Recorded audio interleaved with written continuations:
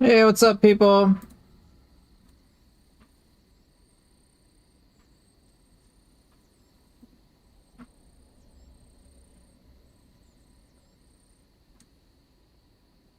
How is everyone? Hope you're doing well. Hope you're doing good. Okay.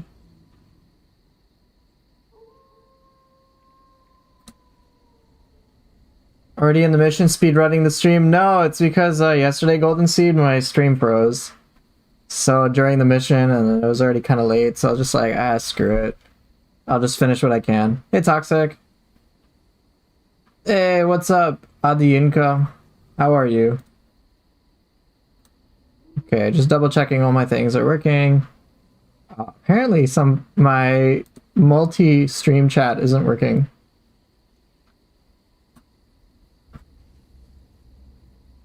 Well, anyway. So let me figure out why. Oh. It's because I don't have it enabled. Hey! Why isn't my multi-stream chat working? Because I don't have it enabled. Whoa! What a... Yo! This is some new tech I'm learning today. Okay.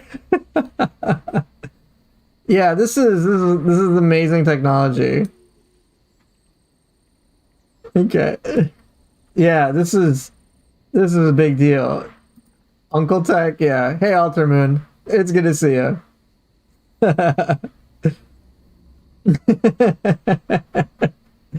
I'm a pro, okay? I'm a pro. Pro player. Pro player doing pro player things. That's how it goes. Okay, I'm live on Twitch as well. Let me run a quick test for the text. Okay, Twitch chat's working, and so is YouTube. Okay, wonderful. So yeah, I guess I'm already in the mission, so let me double check. Great! Skill mod is a go. Let's finish this setup up.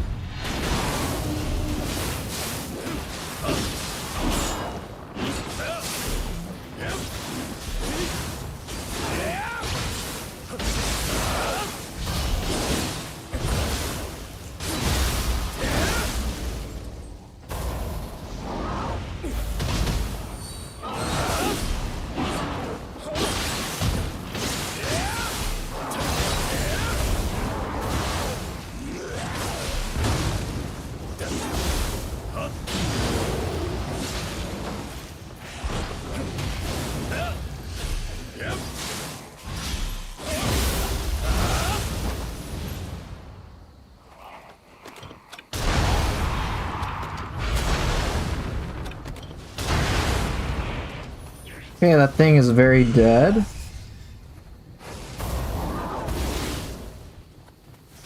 Come on.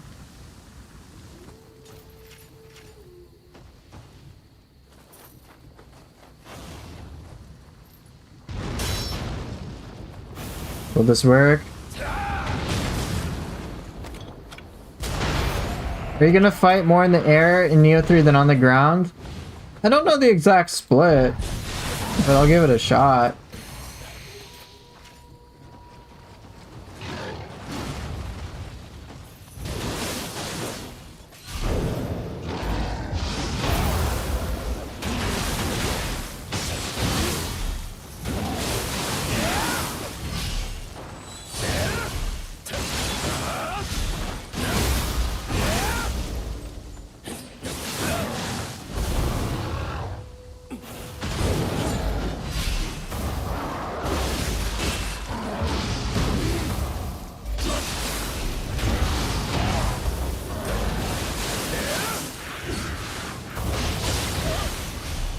Hey, what's up?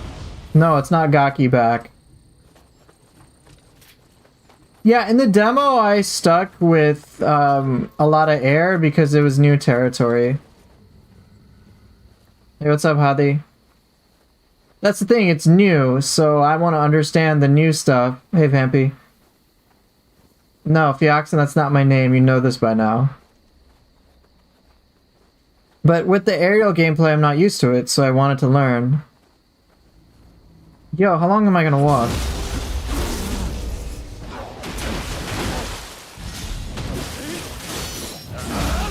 Bro, what?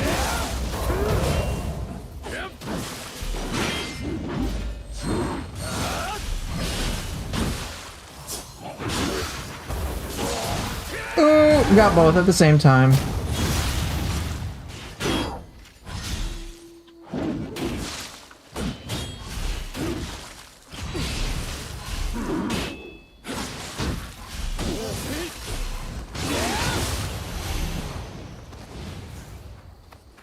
Yeah, so for something that's new in a video game, I'm gonna try to like work with it and learn how to basically get good with it.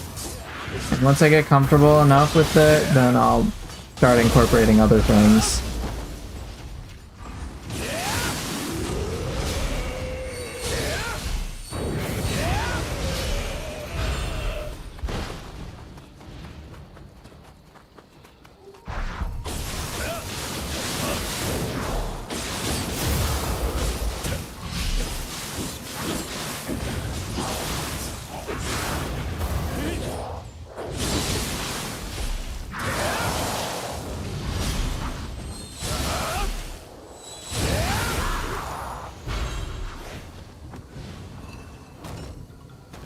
Why so long with the stream? I've been streaming on YouTube for a while. I just generally didn't enjoy streaming on Twitch, so I didn't stream on Twitch. I've been on YouTube for like nearly a year. You really like Nioh 3's deflect timing? It feels tight yet so satisfying to land. Yeah, it's pretty fun.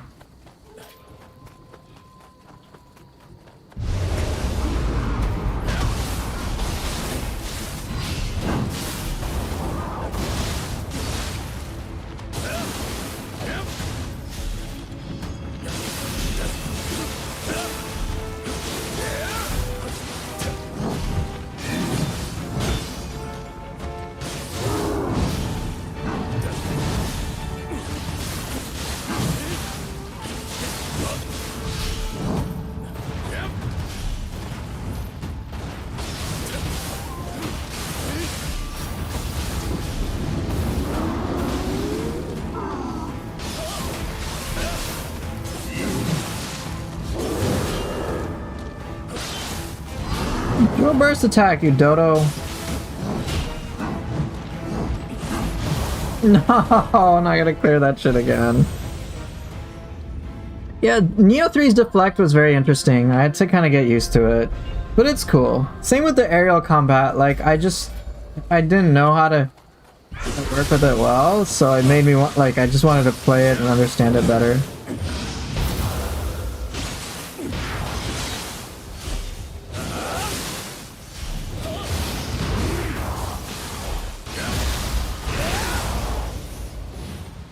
From what we've seen, the Kusarigama is so cool. You can literally be Spider-Man. Yeah, it's fun. How's the YouTube life? YouTube's good. Streaming on there, just people watching my YouTube channel are like, oh my gosh, I didn't know you stream on there. Yep, I do stream. Talk to me whenever you want. So it's been cool. A little natural integration. But now I multi-stream on Twitch because specifically one of my viewers who's in my Discord was like, yo, I want to watch you, but I can't. Can you stream on Twitch? And I was like, okay, fine, I'll multi-stream.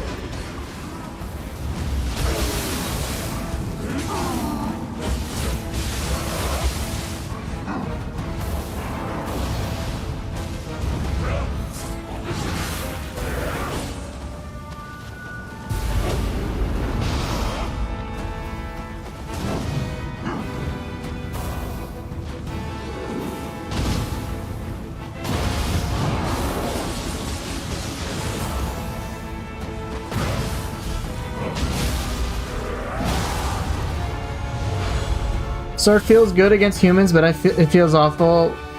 Is new Peppo with Play-Doh? Whatever. Sword feels good against yokai, but I feel awful when humans just block. Yeah, it gets very frustrating.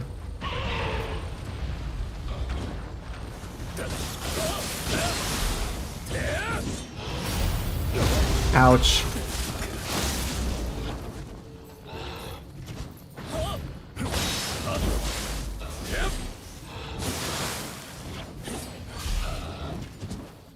Hey wizard, no notification again? That's not good.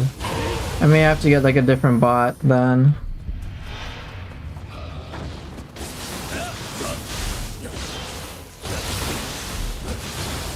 You do only watch YouTube for shorts, to be honest? Okay, on Twitch when I do something on PC, I just pop into someone I know like to be part of something. Yeah, fair. And now you don't have to worry about being on YouTube. You can just do.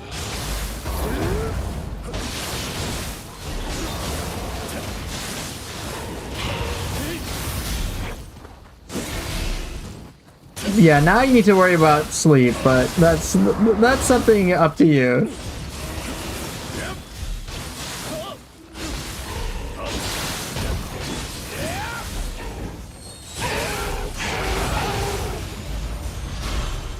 Gotta go to work so you can pay bills. Yeah, that's a very logical thing. Rip stream on YouTube? Let me check. Did I drop frames? I did. I did drop frames. That was my end.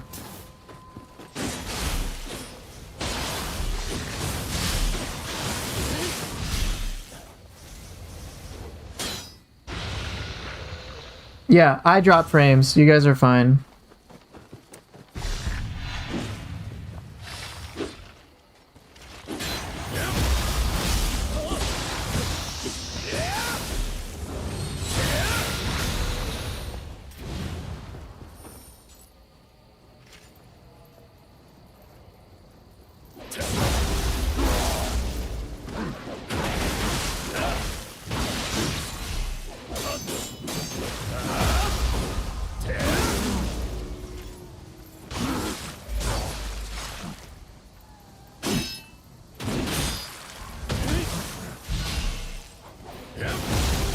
Did I deflect that arrow back at him? Yes, you can do this too if you have the Yata mirror, which will allow you to deflect projectiles at a timely guard.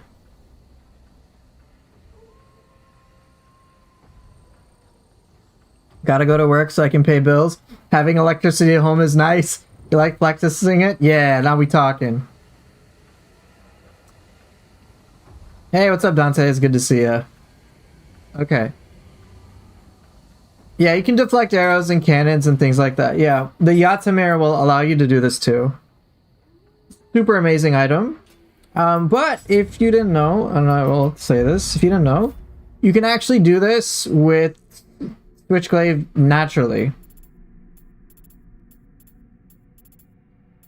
So if you have Whirling Blade for Switchglaive, you 100% can just reflect projectiles back. It has the same functionality as Yata Mirror.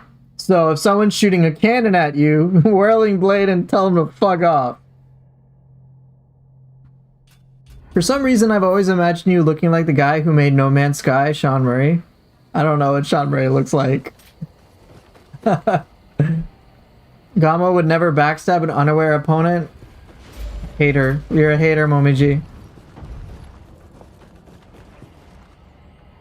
Okay. So Poofer, sorry if it's already been answered already, but I want to ask, did Team Ninja ask for permission to use your likeness in Nioh 3 as the Gaki King, or did they rip you off? Bro, are you actually fucking serious? I haven't been streaming for...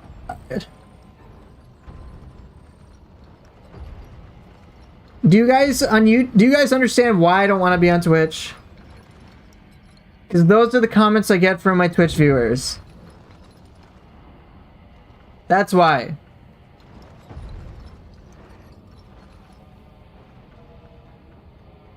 This is the exact reason I didn't want to be on Twitch. The exact... No! YouTube, do not encourage this. No Gaki Emperor, no. Fuck, just... This is why I stopped streaming. No, do not ask me this anywhere. Do not tell Kaz about this. I do not know. Just no. No. No. Just no.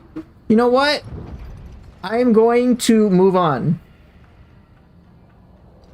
Sorry, I just thought it was a ripoff. We could start a petition to get you compensated properly. Bruh, you know what? Fuck this shit. No. Chat, I'm ignoring you. You are emotionally banned.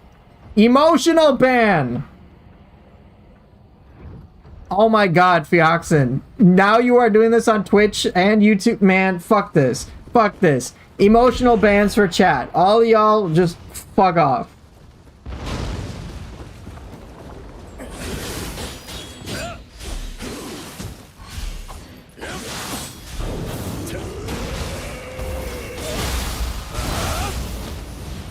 No, no, no, no confirming with Team Ninja's community manager. I do not need him to jump on the bandwagon like he did last time. You guys, what is wrong with you people?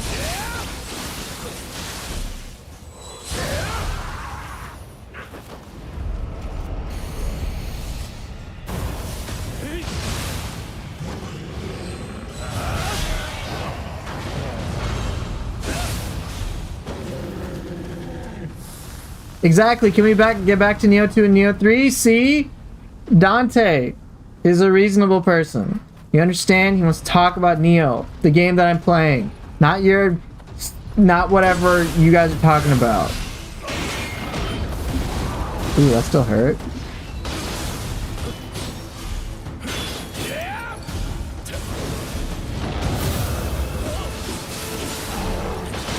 Oh shit.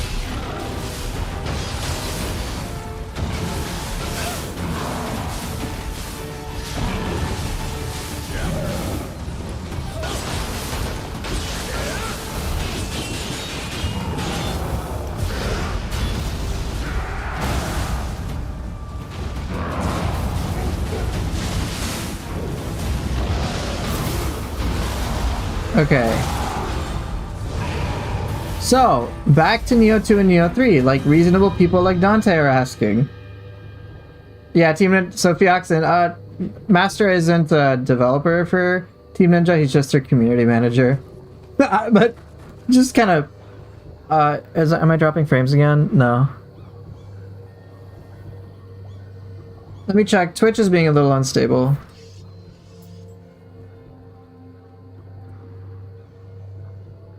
I think Twitch is being a bit unstable, Fioxen. So let me just kind of like zoom out, just like drop the character act for a little bit. Average stream bitrate is too high. What the hell? Okay. So just like pausing my whole like memeing character stuff. I actually legit think it's pretty cool that their community manager is so just like open to like. I mean, he's a great community manager. So. Just for him to get in on the memeing, you know, it's pretty cool. Hey, Gershan. So, Rasul, Pooper, can you think about something with me for a minute? What do you want me to think about? I have concerns.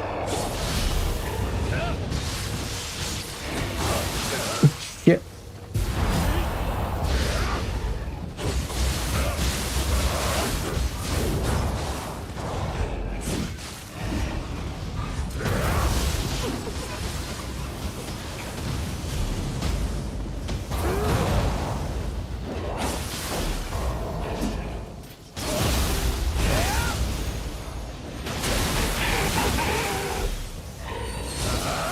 You know what, Rasul? I trusted you with a reasonable comment. I now regret trusting you.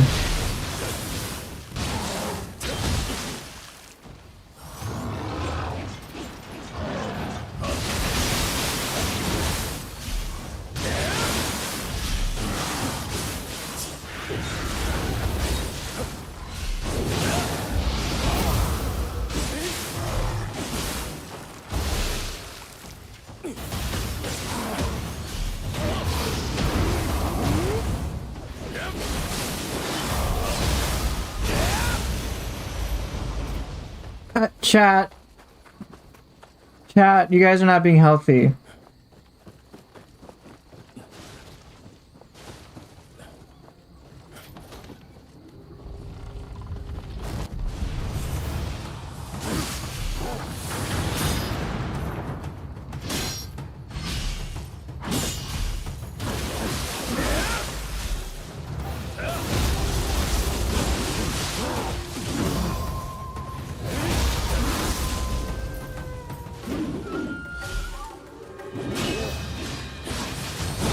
Shit.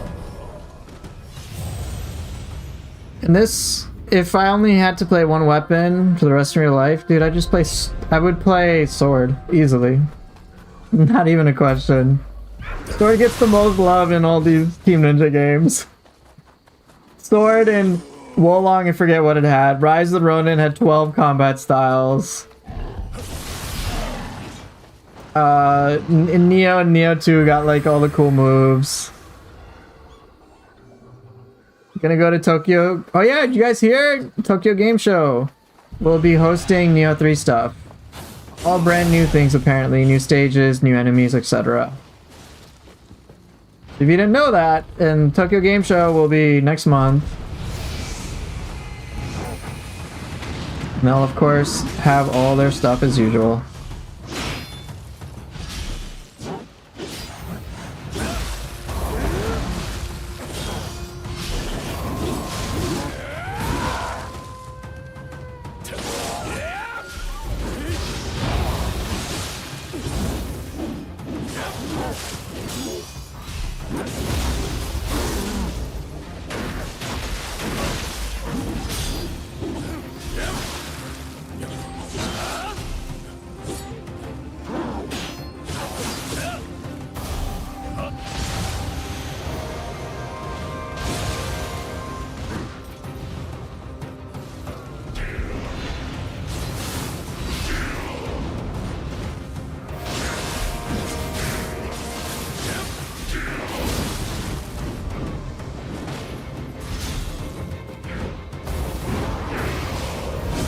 Oh, I fucked that up. How many useful in Rise of the Ronin? All of them. All the combat styles for Katana, I think all of them were useful in some way. Some might feel better than others, but it was such a subjective matter. Oh. Cat. Was my favorite Rise of the Ronin style?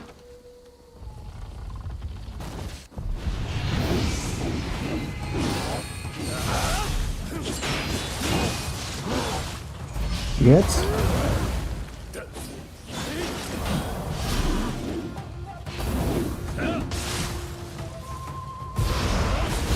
Yes, I use every style for Rise of the Ronin.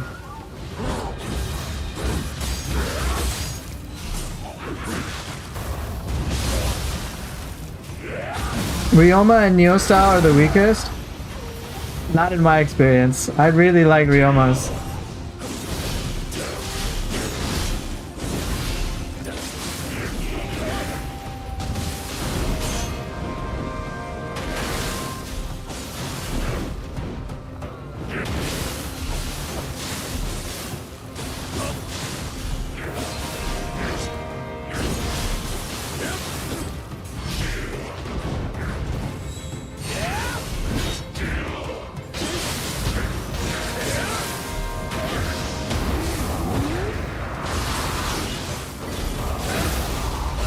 Hey, what's up, XL Nightmare?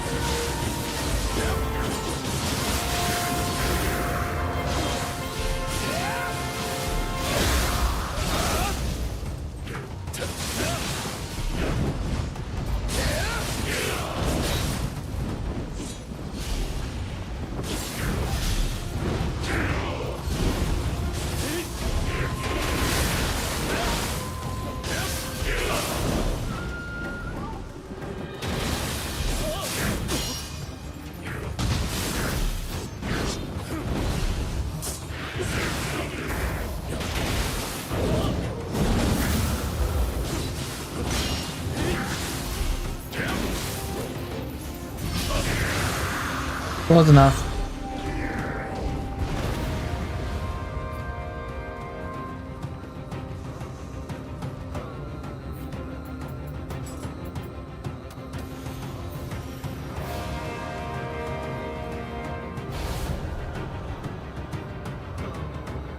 Yeah, so when I was playing Rise of the Ronin, I wanted to understand every style.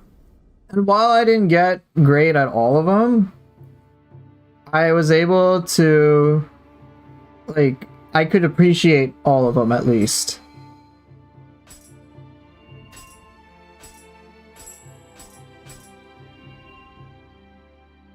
So yeah, it was pretty fun. All right, let me catch up on chat a little bit.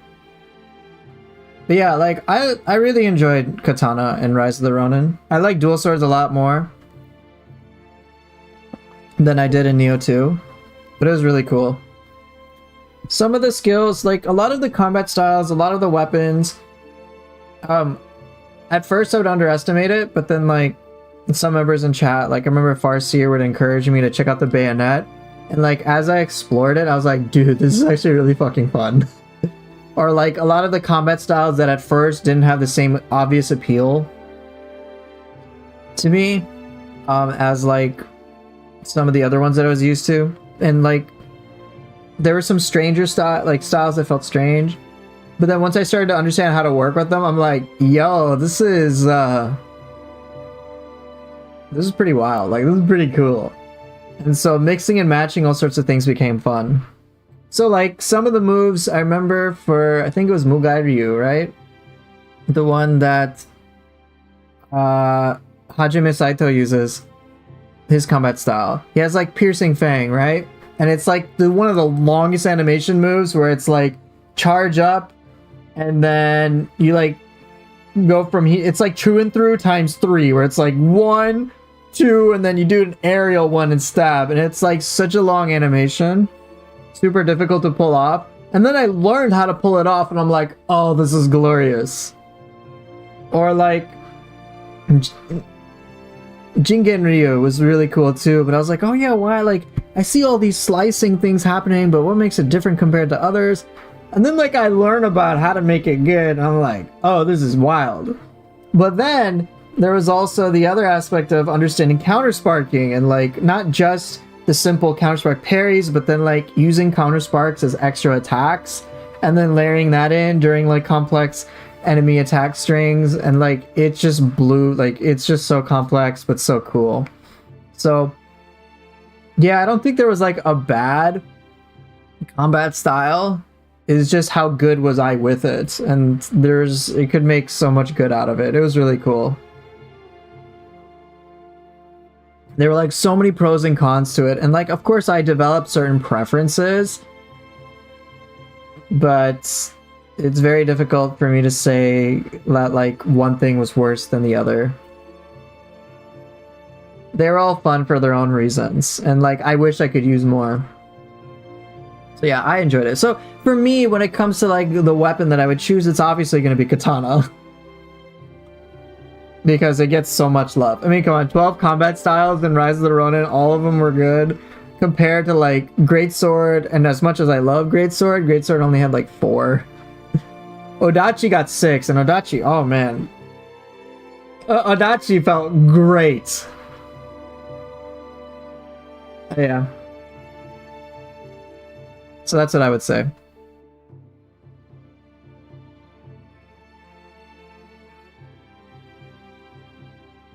Okay, so one person had asked about like, hey, is there going to be an announcement for, I think it was Kamui who had asked about like a Nioh 3 beta announcement. There's no information, no evidence to suggest that, like directly. Only thing I can say is based on past trends where it's like, okay, we're getting an alpha demo at this time, and we're getting Tokyo Game Show hosting at this time, and it's like eerily similar to how things were with Nioh 2. I'm like, well, if this trend is continuing, then I fully suspect we will get a beta in November. That's my guess. But I said that like way before. Just like, it's just like almost the same cycle. And then like Team Ninja says like nothing about it. They're like, we can't confirm or deny anything. But we have at this time no, like, whatever. They just like deny everything. In the same way they denied they were working on Nioh 3. They're like, yeah, we got no plans for Nioh 3. We're gonna do other titles. And then it's like, lo and behold, in an interview, it's like, oh, we actually started developing Nioh 3 right after DLC 2, the DLC 3. I'm like, okay. Alright. Team Ninja, I don't believe you. You guys are always cooking. So stuff like that. But yeah, I'm hopeful that there will be a Nioh 3 beta. And what I really hope from just all of us is that when we do get an open beta, or if we do get an open beta, that we will get a feedback form where we can say like, hey, make the game better this way, please. And then they make the game better in a way that's even better than what we imagined. So that'd be great. That's what I'm hopeful for.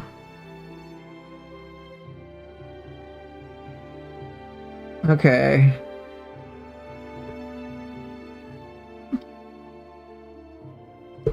So Poofer, if you could make a mode where all enemies are just one enemy type, what will I choose besides Gaki, of course? So, you know what, Rasul, I hope there's a mod where every single enemy is Itsumade, just every single time. Or just Fuki every single time. That's it, just non-stop Fukis. Just randomizer mod the shit out of it. Yeah, oh yeah, Lost Soul Aside's coming out this week. I've looked at it, it looks stylish, but I don't know what it'll be like.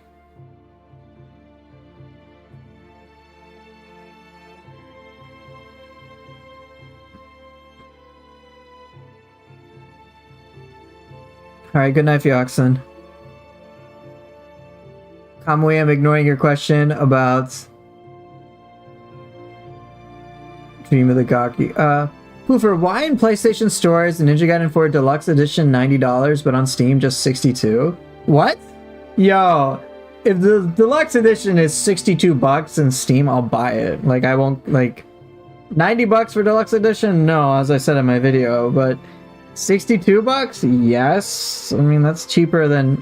I mean, it makes me wonder what region you're in, to be honest. $62? No way. Okay, Poofer, will I go to Tokyo Game Show? I have no plans to. No.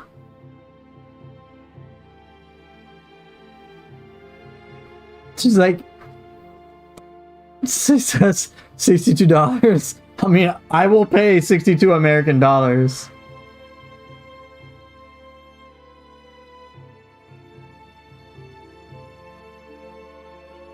But yeah, like I said in my video, I'm not opposed to playing Ninja Gaiden 4. I'm not saying boycott Ninja Gaiden 4. It's the worst thing ever. I would happily. I'm going to play Ninja Gaiden 4. I'm going to play the game. I'm going to purchase it, just not for $90. That's all I said.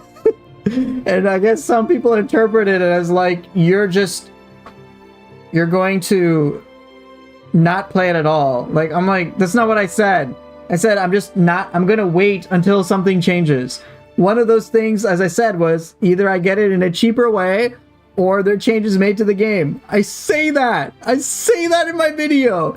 Some people glossed over it, and it was maybe like 10% of people, but at most. There are like some people who glossed over it. I'm like, bruh, I'm a Ninja Gaiden fan. I'm gonna fucking play Ninja Gaiden. I'm not like, I'm gonna enjoy it.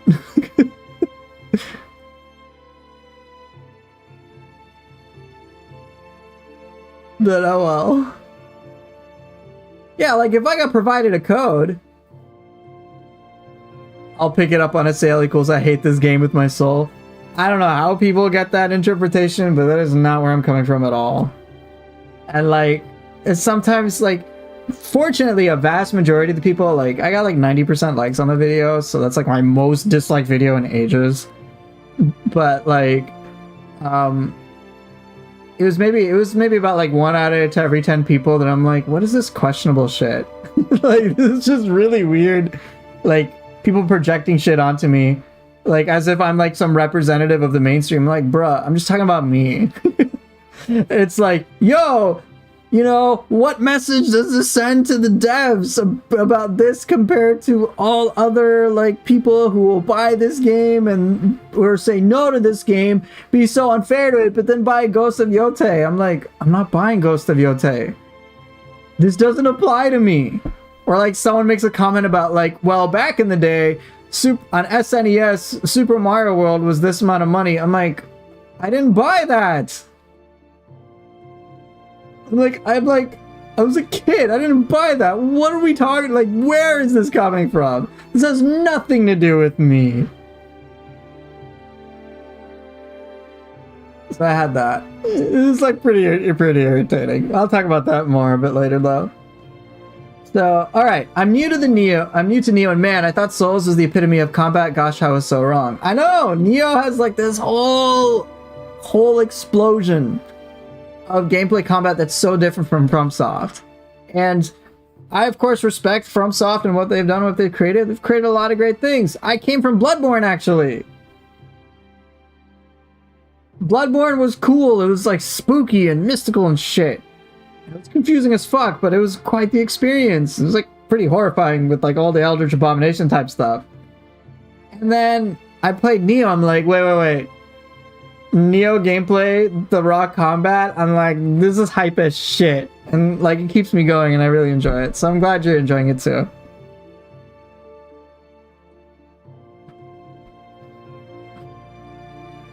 Momiji, I like doing Teemo Munishiga Tiger Sprint by doing Blue Moon to Tiger Sprint. Yeah, you know what I'm talking about. Hey Kyle, yes, another shout out from the Philippines. Hey, every Filipino person who's watching me, shout out from me to you, courtesy of Mr. Kyle here. Boofer, am I divorced? Yeah. Why are you asking me this? I have a feeling where this is gonna go.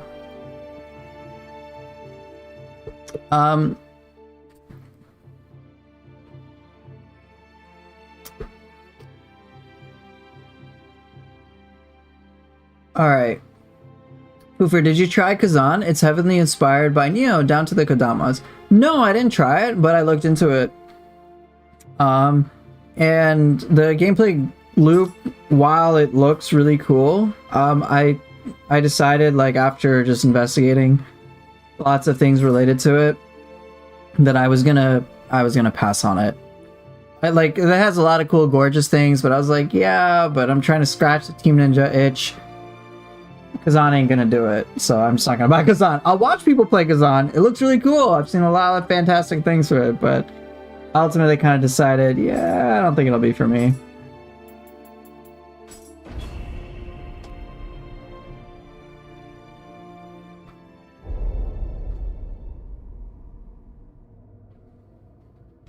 Poofer, look at Discord, Ninja Gaiden section. Sure.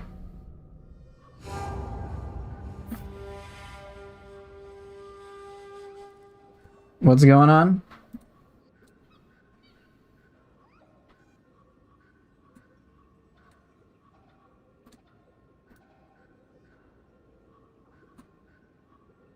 Damn, dude!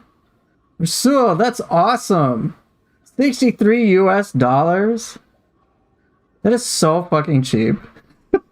I would easily pay, like that amount of money. I would easily pay for Ninja Gaiden 4's Deluxe Edition. Fucking easily. Easily. No questions asked, no complaining. I'd be like, yeah, it's fine. I'd be like, yes, I know, Ryu's only getting one weapon and Dragon Sword, but I'll get everything and it's like dirt cheap at this point. Yeah. Easily. That's such a good deal. That's such a good deal for me. Oh my god. Yeah, that's pretty cool. Nice, Momoji, that's a lot. What's the weapons for today? Hopefully we get to see some Tri-Sword. Well, I guess, Kyle. Guess what? I guess I'm doing Tri-Sword.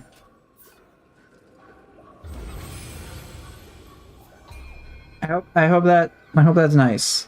In fact, I'm gonna do something a little different. I'm gonna go Tri-Sword with Purity.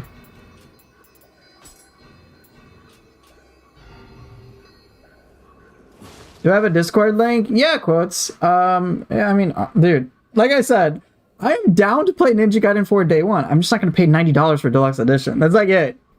That's literally it. Of course, yes, I have a Discord link. It's on my channel page.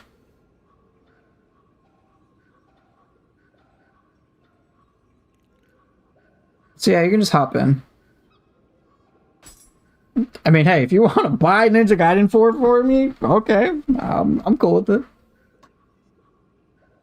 So, Bloodborne is cool. Sekiro's something else too. Oh yeah, I did play Sekiro. That was fun. I'm surprised with the amount of layers in Team Ninja systems. I think I've become a Hatchets fan now. Oh my gosh. Yo, I love Hatchets.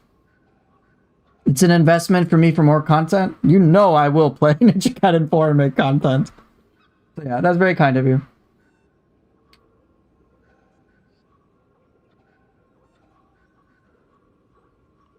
For if you want, you can charge my Steam account and gift it to your account. I don't even use PC. Whoa, whoa, whoa, whoa, whoa. All right. Well, we can talk more about that on Discord, if you guys want. But yeah, so quotes, if you want to join my Discord, just, there'll be a link in my channel, overall channel thing. So yeah, hatchets. Okay, so hatchets, I love hatchets. I love sword and hatchets. Like, to me, those are really, really fun. So I will probably do sword. I'll do tri-sword for a little bit, and then I'll do sword hatchets. It's too fun. And then, oh yeah, I'll do purity for both.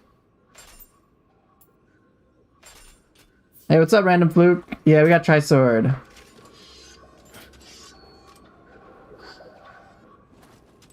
Wait, actually... Oh, I know what I want to do. This will be fun. I'm gonna change my purity sword. I'm gonna refashion it just a little bit.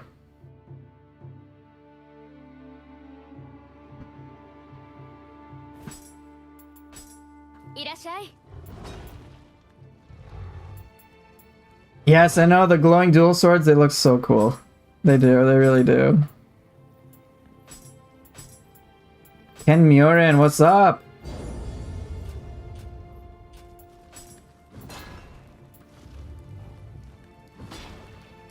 Ah, I can't put life drain on it. Okay, then I know what I'll do instead.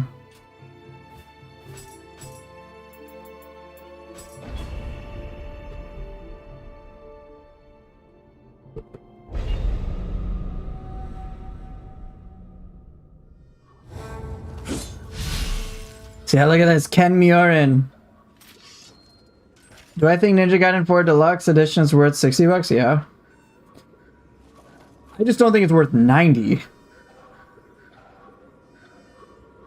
What are the hatchets difficulty? I realized I didn't get no hardcore damage level 40, but I see it gets good key damage similar to duels. What do you mean?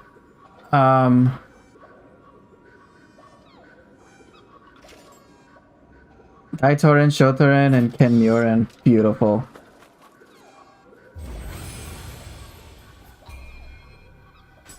Alright, I'm gonna use Shuten Doji up here.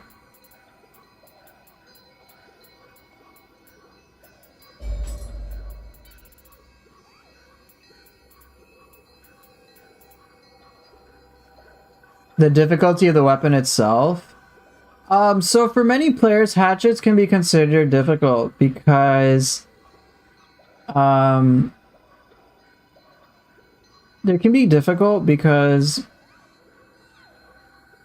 it involves, you kind of have to understand how to do well with the hit and run tactics with it, understanding when to do melee pressure and when to use the ranged throws.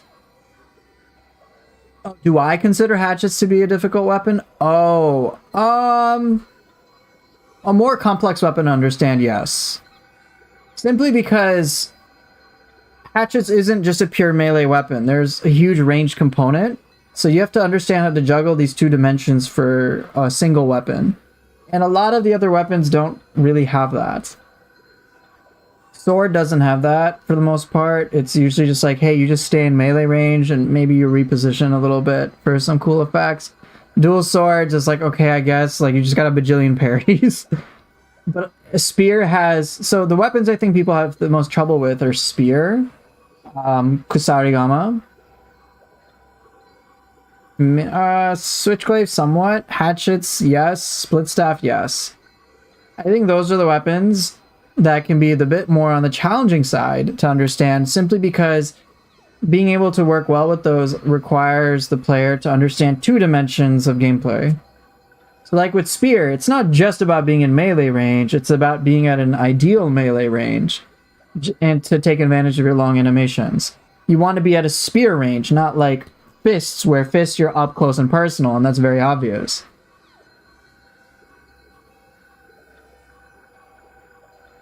Spear compared to like Odachi, this is again just my opinion. And that's just because there's like this extra dimension that people have to consider to make it work well. And that's a little difficult for players to understand in like the heat of battle. Where it's like with Spear, if you are too close to enemies, you're gonna miss on some abilities like Water Wheel. It'll just like whiff and you're like, what the fuck? You're like, that felt bad. Or if you're too close and you try to go for a Piercing Rain, it's a long animation, but if you're too close, you're at risk of getting hit. But if you understand it the way that Wizard is talking about, if you are farther away from a target and you're using Piercing Rain at a safe distance, you're in good shape. Then, as he is saying, you can plan what to do next very effectively. Spear also, as a part of its toolkits, has a lot of different abilities which allow you to maintain that ideal spear distance. Stuff like Backslash, where you jump back if you're too close to an enemy. Spear Shove, to push an enemy away to that distance that you would want. So all these things can be very useful, but you gotta know, this, like, quirk to it. So when it comes to weapons like Split Staff, understanding when to use more hits versus extra range versus not is basically, it's a decision. There's like 3 different things to consider. When not to extend at all, just go for normal, versus when to go for extra hits and when to go for extra range. That's quite a lot to understand and juggle.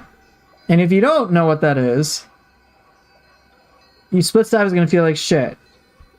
So with Hatchets, it's kind of the same thing. Hatchets has, hey, are you using a lot of the close range things? And are you using a lot of the long range things? If you're not using both, it's going to feel bad. It's going to feel like shit.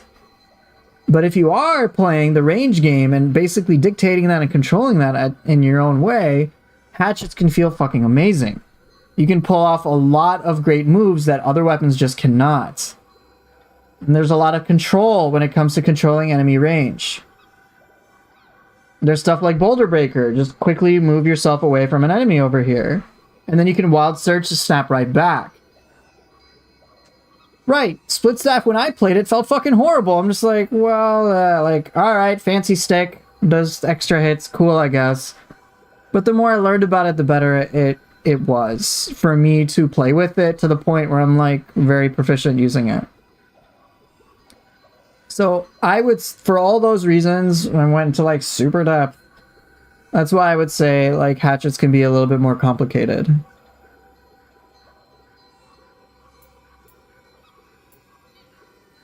Alright, I got super range, I got some light area of effects. What can be a fun one? Ooh, a gap closer? Gap closers are fun. Can I use Gozagi? Nope. No way, I don't want to use Epon, fuck that.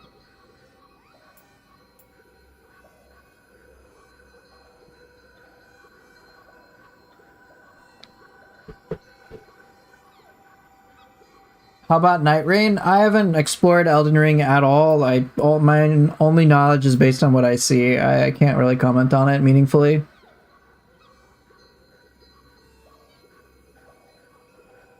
You have to night your rain? I don't understand.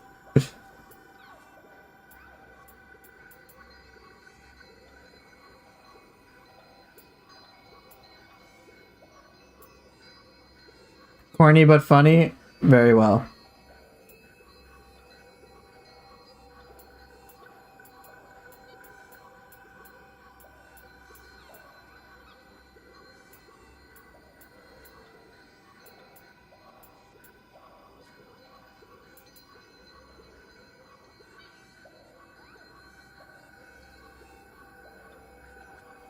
How about that Nioh 3 though? Yeah, we're getting some good news.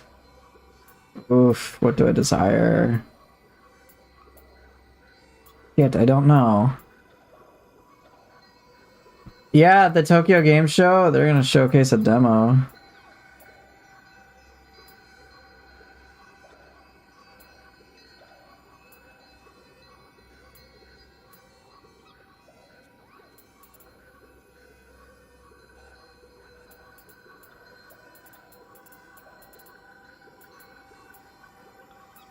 I guess an Oni-B.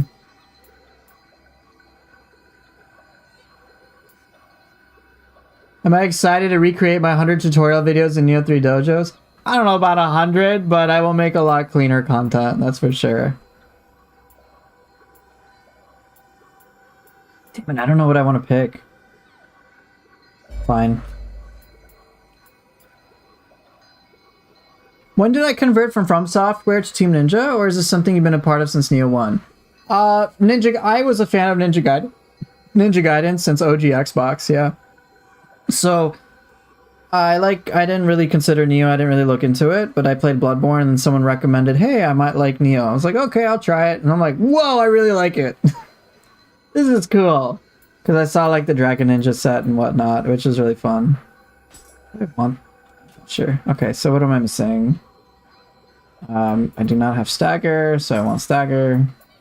No way in hell I want to use Ippon. Ippon's gonna bore me. I'll take Yoki. Yoki's always fun. I lack significant key damage, so I want my key damage. Okay, GG, not really.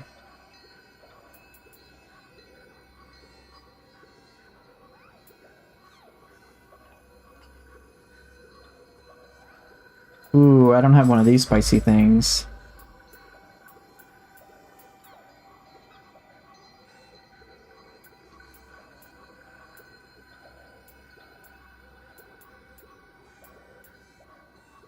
Actually, second thought, let's just combine all the roles with Lady Osakabe.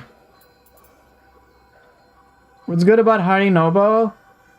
I think it's one of the yokai abilities that you can hold down and like just stay in the blob for the longest period of time. Like it uses the least amount of anima compared to like Wheel Monk or Enenra or Suiki or anything like that. Okay, White Tiger, check. I got. Okay.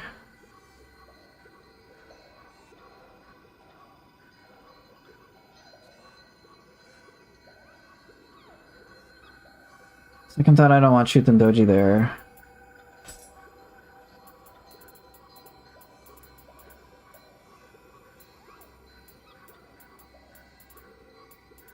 Yeah, I do not.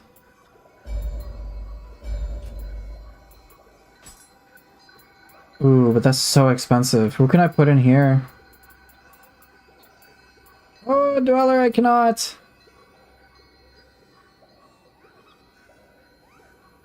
Yeah, quotes. That's why I play the way that I do, is I just go for fun. I stopped caring about optimal, efficient. I'm like, who cares after a certain point? So, if it's fun, I play. If it's not fun, I do not play.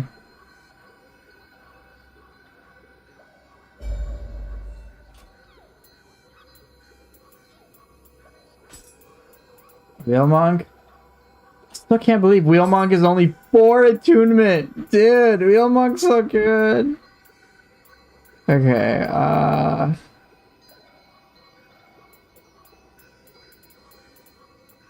fine, we'll keep that as it is. Okay, so what role am I missing? I got long range, I got 2 very long range. That'll be quick cancel, I got that. Can run away. Oh yeah, stagger. I need some stagger up in here. Oh, but I could put Gozuki back on. Okay. And I don't need Underworld Soldier. Then what?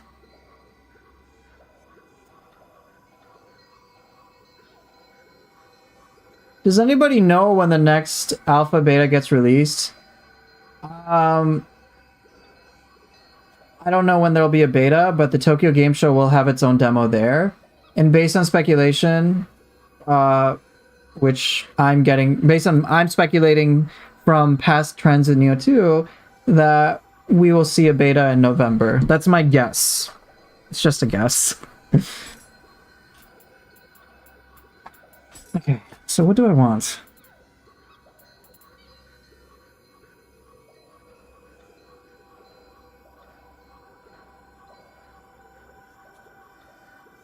Maybe just a weird one. I got gap closer, I got long range, I got stagger twice.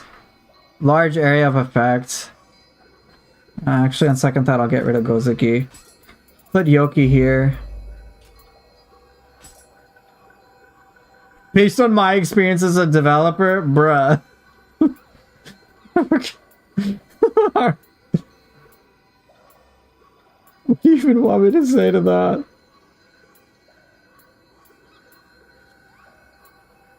Ooh, Kamae Tachi. Or do I want Kamae Tachi? No. It would be fun though. No, Gakis are not optimal. Please, you're killing me. I got area of effect, so that's not really a concern. Maybe something quick. I don't know. What do I want? Oh, that was easy. Dweller. Dweller gang. I think.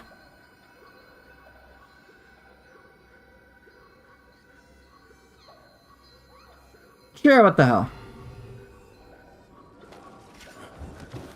I mean, yeah, I think I'm good. Gotta keep pulse check. Keep pulse check. Okay, here we go. What about a Kappa? I hardly need it. I hardly use it.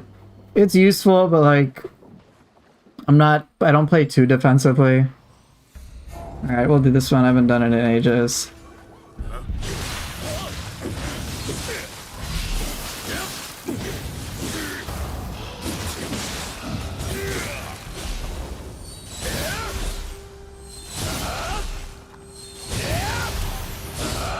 Alright, Kyle, I'll take a look.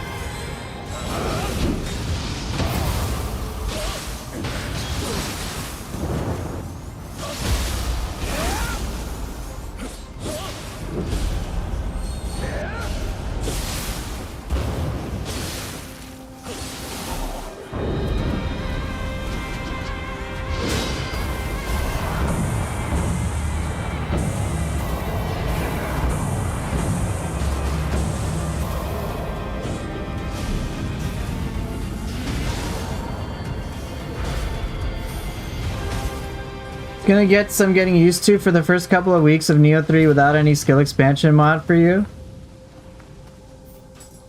You know, I'm of the opinion that Nioh 3's... I don't know if I'll even miss the skill expansion mod based on what I saw.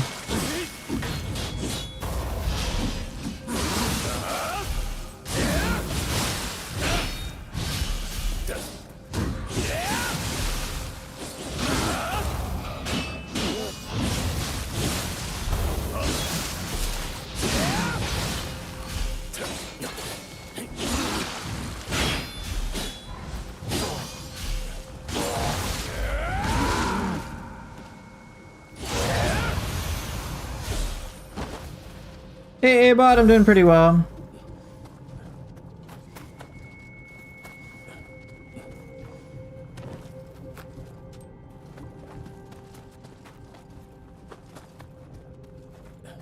What the hell, mini run? It was a Mujina, yeah.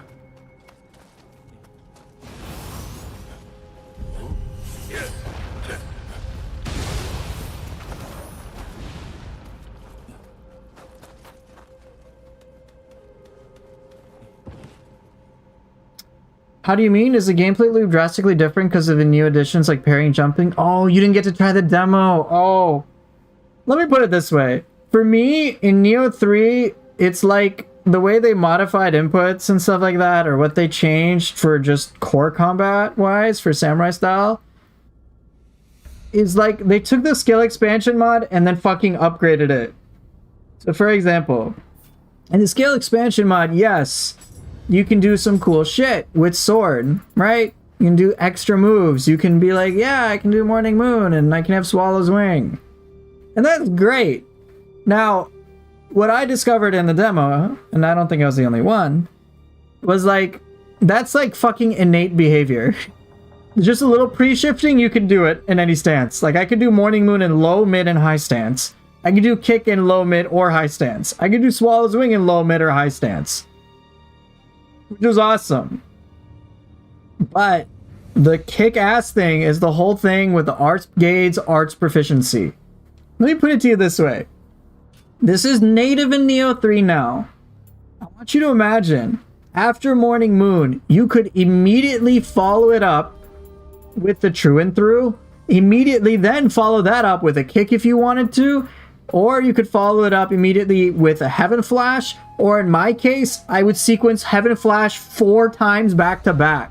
Just Heaven Flash, and I had a modification on it to call down a lightning bolt, a transformed art. So it was Heaven Flash Lightning. So just 4 times Heaven Flash, just like lightning bolt strike down. And then I could sequence that into a Flowing Shadow without keep pulsing in between. Just skill into skill into skill into skill into skill. Oh yeah, it's fucking insane. Yes, there is more to it. There's the Frost Moon mechanic, which is basically like a free attack you get on key pulse. Like, they're flux attacks basically.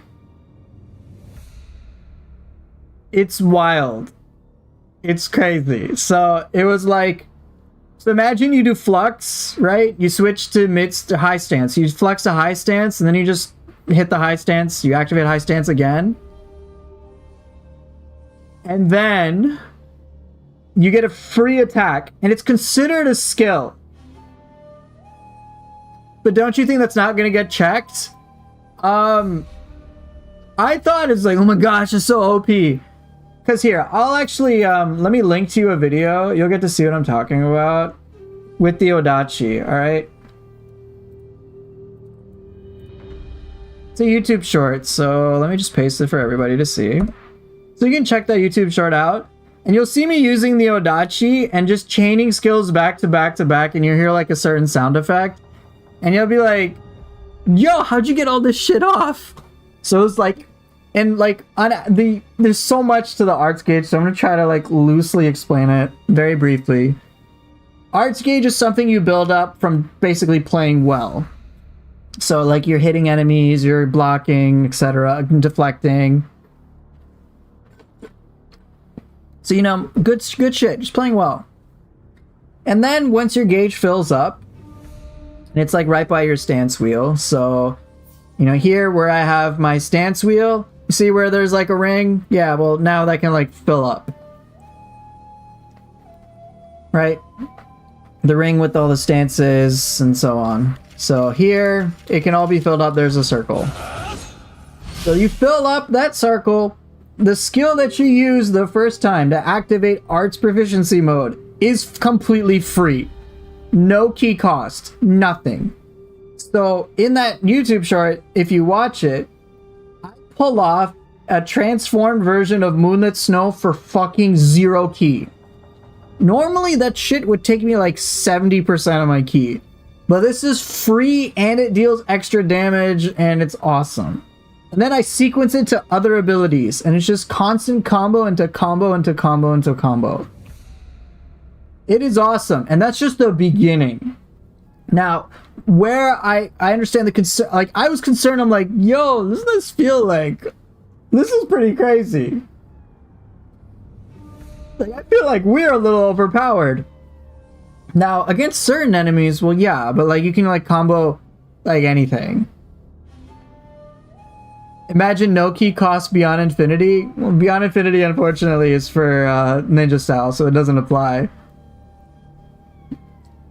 But I found like enemies were like lower enemies, no big deal. Out of key enemies, whatever.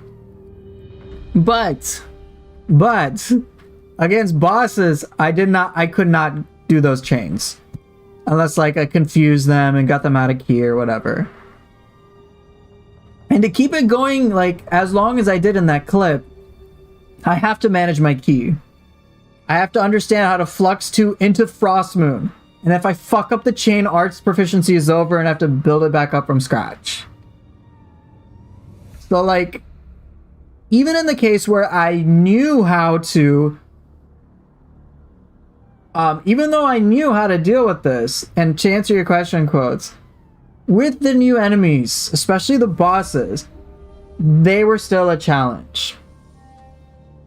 It was still a challenge. I could not pull off the crazy shit because I'm like, these enemies won't let me. They will, like, during Arts Proficiency, if the enemy hits me, my chain is fucked. It stops. Like, I have a limited time to keep the chain going. So it's like very tight timing to keep it going. Samurai will get fist weapon in the real stuff, right? I hope so. So Chicken Burrito, I know you were saying like, hey, no key cost Beyond Infinity. What about no key cost Limitless? Use up all your key. Joke's on you. I use no key to get a free fucking Limitless. Let's go. That's dirty. That's even dirtier. So that's presently what I'm thinking about.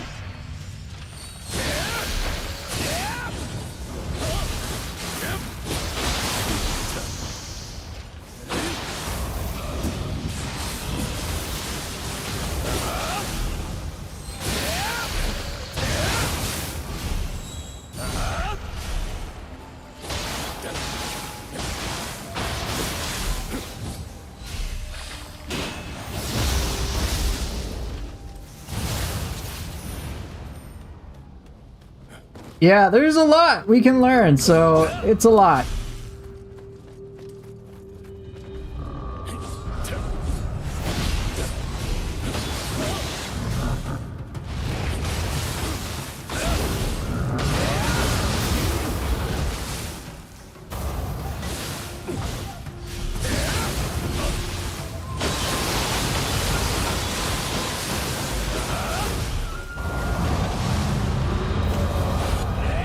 You can get Otakimaru's blades? Yes, this is not modded. This is native to the game.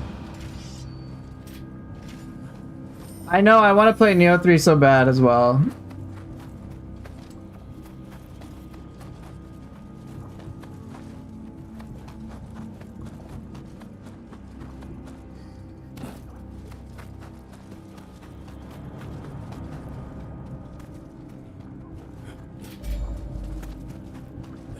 Hey Leon, we learn new things every day. That's just how it goes. Hoping for split staff in Nioh 3, I'm sure they'll have it in. The only weapon I couldn't find any evidence could be in Nioh 3 was Switchglaive. That was it. Everything else, I'm like, yeah, I kind of could.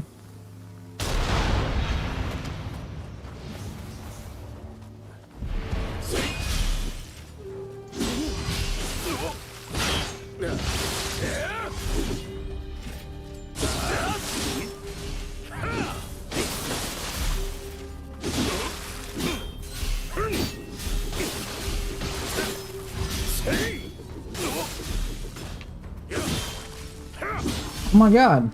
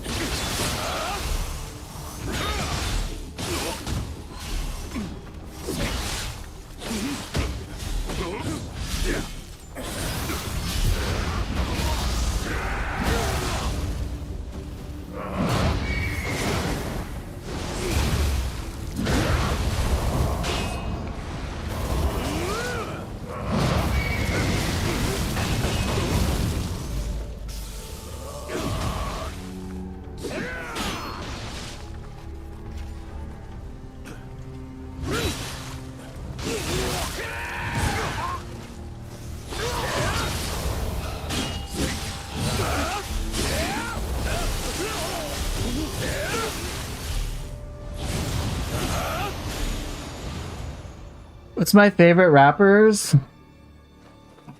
I don't know. I don't really listen to rap as much.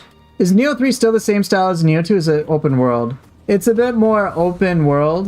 They have it. It's not a true open world from what I understand. It's more like open field. They have like a couple of big maps. A bit more in the style of like Rise of the Ronin, I suppose.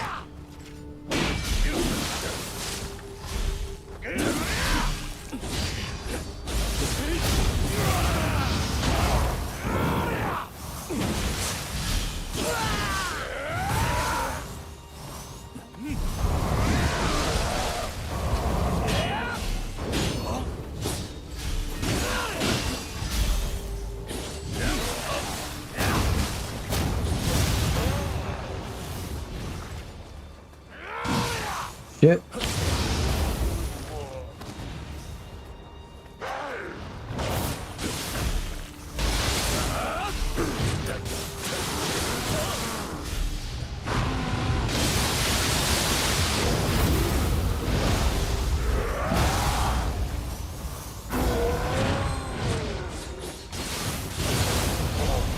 Yeah, I think what they added for Nioh 3 is like pretty cool. It's not a true open world, but they considered it, but they kind of like really wanted to keep the feel of Nioh as much as possible. They didn't want to sacrifice it.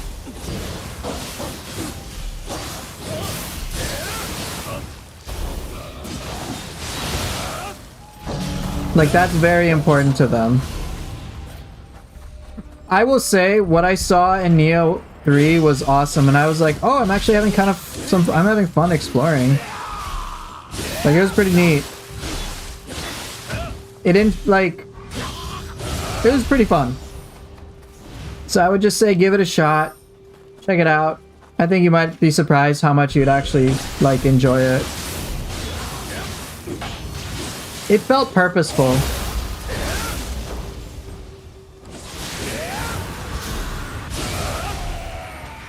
You'd personally prefer pure open world?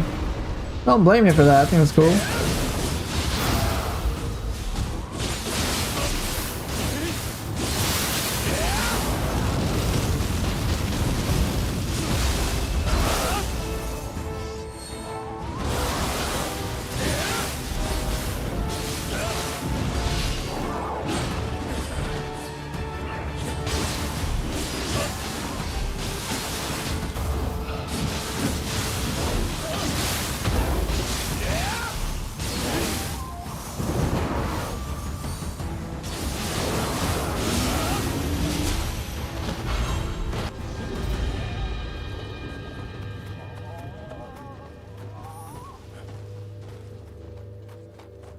And to put it simply, I found the open field stuff in Nioh 3 to actually work really well.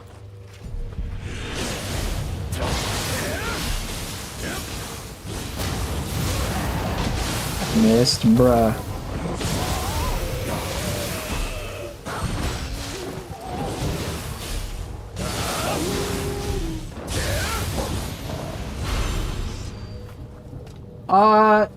Let me say, for Nioh 3's music, it's nice. It's like, I think you'll like it. There were definitely, I enjoyed it.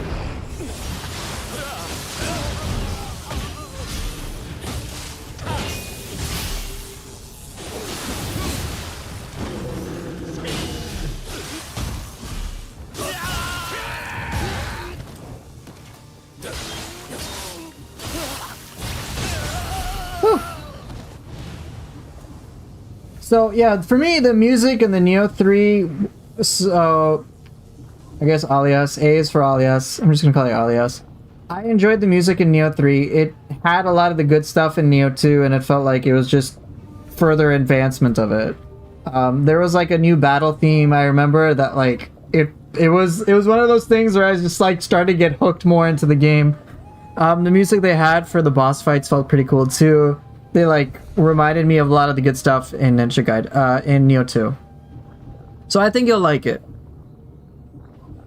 Good question. Just got a Dream of the Wise. When should I start messing with Penance Stone? When it comes to the Stone of Penance, that is, you can do that whenever. There is no like right or wrong answer for that. The Stone of Penance is basically just a difficulty slider. So if you find that the game is too like easy in terms of scaling, so like if enemies have too much or too little HP, or if you feel like you're doing too much damage, then it's reasonable to upgrade like your Stone of Penance to go up to +9 eventually. But you can decide what that is for you. I haven't dabbled with it. I don't really dabble with it because my build's kind of weak. But if I had a build that I felt was too powerful, then I'd be like, well, I kind of want to enjoy my game, so let me like scale up some difficulty. So that's what I would say about that. But like, you never have to go for Penance Stone. If you're struggling and heavily underleveled, like, don't, like, right now, the concern should be more about, hey, let me make sure it should be the opposite. You're like, hey, I'm having an easy time and I feel like I'm over leveled. Then you can consider Stone of Penance. Okay. Pontiff Sullivan build, Trisword. Going backwards from Nioh to Ninja Gaiden, what to expect. So if you're a big fan of Nioh and you're going to Ninja Gaiden, what I would say is you can expect a very large shift in terms of gameplay speed. The game will feel a lot faster, Ninja Gaiden will feel a lot faster and arguably more punishing, but the punishment might feel a little bullshit because it can feel like bullet hell, basically. That's an oversimplified way to explain it, but it's really fun in its own right.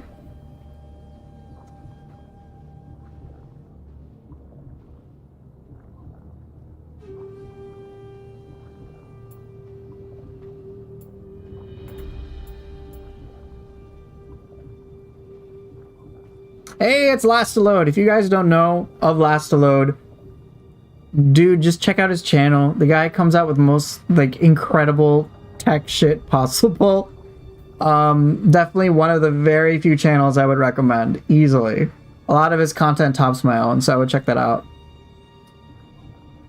Like, I think videos that come to mind, if you haven't played Rise of the Ronin and want to see, like, in my opinion, the best showcase of Rise of the Ronin gameplay, period, and I mean fucking period, and this is just my opinion, check out Last to Load's 1000 hours video.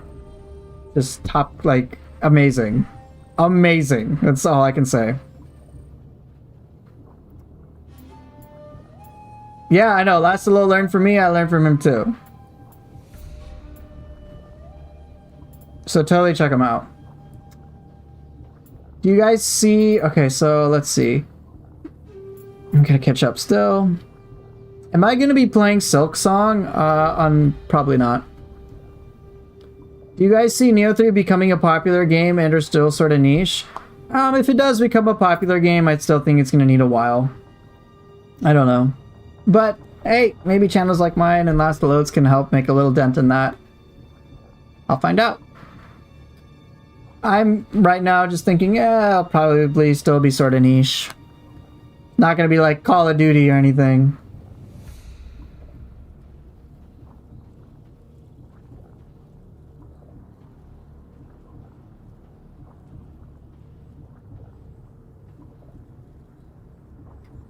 Is it scaling to magic, or does Switchglaive just kill way quicker than Sword? It might be you're scaling to magic, or you might just be more comfortable with Switchglaive. Alright, anything else I missed? I don't think so. COD isn't real anymore. You know, speaking of COD, I've got this. Call of Duty Black Ops 6. And I haven't even scratched off the code. Because I'm not going to play it. I need to just give it away already. Like, I'm like, here you go. Here's the code. First person wanted. Here you go. Take it. Bye.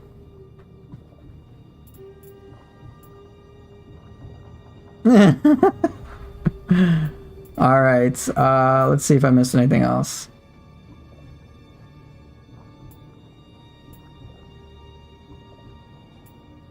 Yeah, Kageya Shimura is also another great YouTuber. Check him out. See what you guys think. Moist Critical is definitely going to promote Nioh 3, yeah. I'm sure he will. But he's not like he does his own thing rather than like, oh, like I'm going to devote Nioh 3. Like I'm going to make Nioh 3 a lifestyle. I will pay you to keep the code. Okay, I'll keep the code.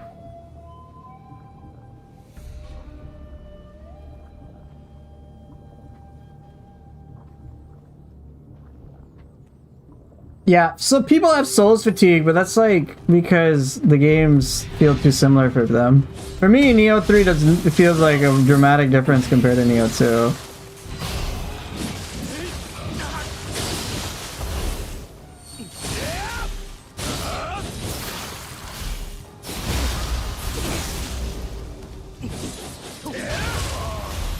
I'll leave this cat alone, it needs to rest.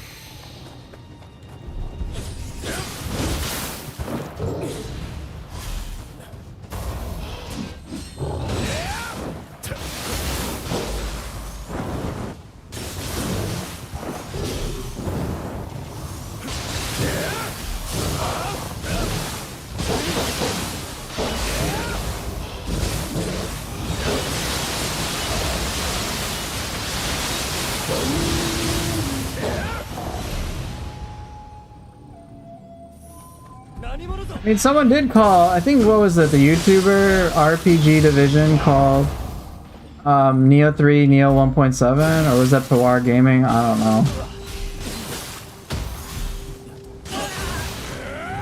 It's one of those channels. I just remember both of them were felt dissatisfied with the game, like, largely.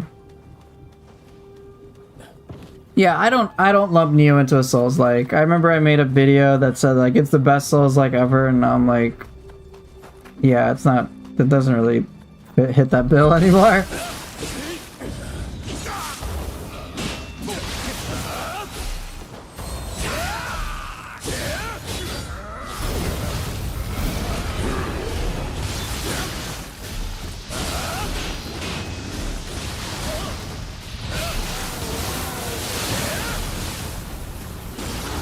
Have I seen jump cancel? Yeah, I've seen it.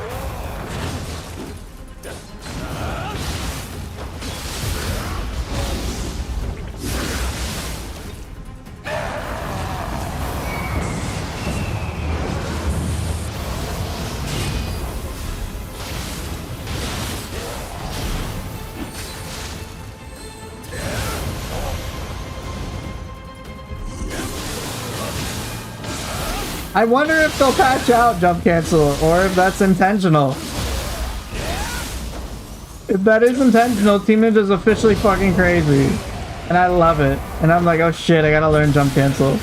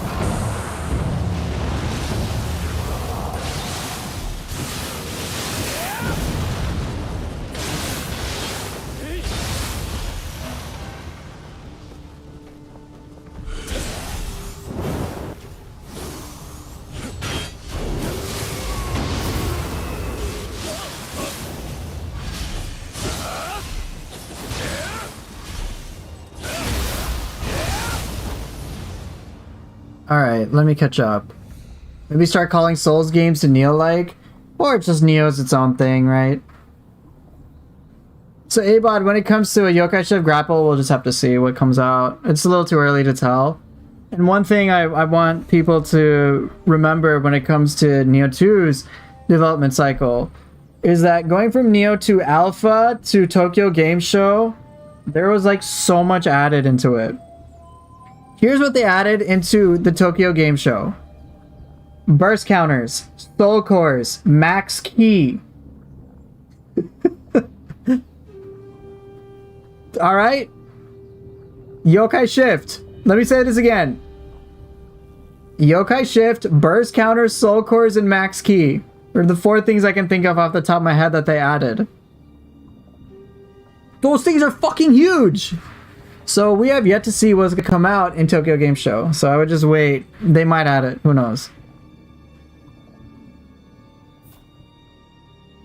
Golden, Cat is resting. And you calling me those names does not help your case.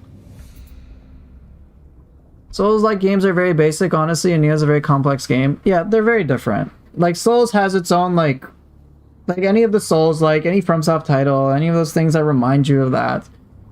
They're very different feel compared to Nioh. I enjoy my Team Ninja sauce, so to speak.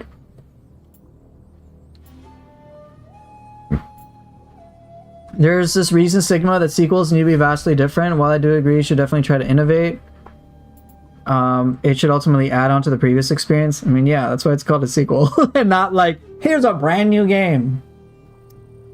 So I'm cool. So far with Nioh 3, I'm like, yeah, this is good. There's maybe a few things I'm worried about, but I just need more data before I can like make any big conclusions. Alright, so another question. Do you think there will be a little community that'll play Nioh 2 over Nioh 3 after release? Maybe for a little bit, but I suspect what will happen is once people kind of give Nioh, and I'll speak from personal experience. I was reluctant to fully, I didn't really dabble into Nioh 2 with an open mind. I was very reluctant to try the yokai abilities because it was such a departure from Nioh 1 to me. And I was like pretty much just closed-minded with like, oh, Nioh 1 key system, and like I can't flux and play the way that I wanted to with Nioh 1, mixed with other personal issues I had, and like ego and shit, where I'm like, oh, I felt great from going to Nioh 1 and now I can't play as great in Nioh 2. This sucks. I feel shit. And I don't really want to use these yokai abilities. It feels like it's distorting the identity, blah blah blah blah blah. I'm resistant to change. Okay? And I remember, and there was a guy who tagged me in one of my YouTube videos. He's like, bruh, look, what would you say to this comment you made now? The comment being, I don't give a shit about yokai abilities. And now I'm like, you know what? Nioh 2 is great because of the yokai abilities. Because of the changes that they made. Yes, they made some things feel worse than Nioh 1 in certain ways, but like, it all led to a better overall direction. Fuck yeah, that's awesome. So if there are people like me in that similar space, I suspect that it will just take some time for them to be curious and explore new things that Nioh 3 will provide. So I've of course learned my lesson, and I'm like, yo, Nioh 3 has new shit. Let me give it a full honest chance. Let me try to understand the game mechanics as well as I can, try out all these different things, see what I like, make sure I understand the game before I give like a fucking review on it.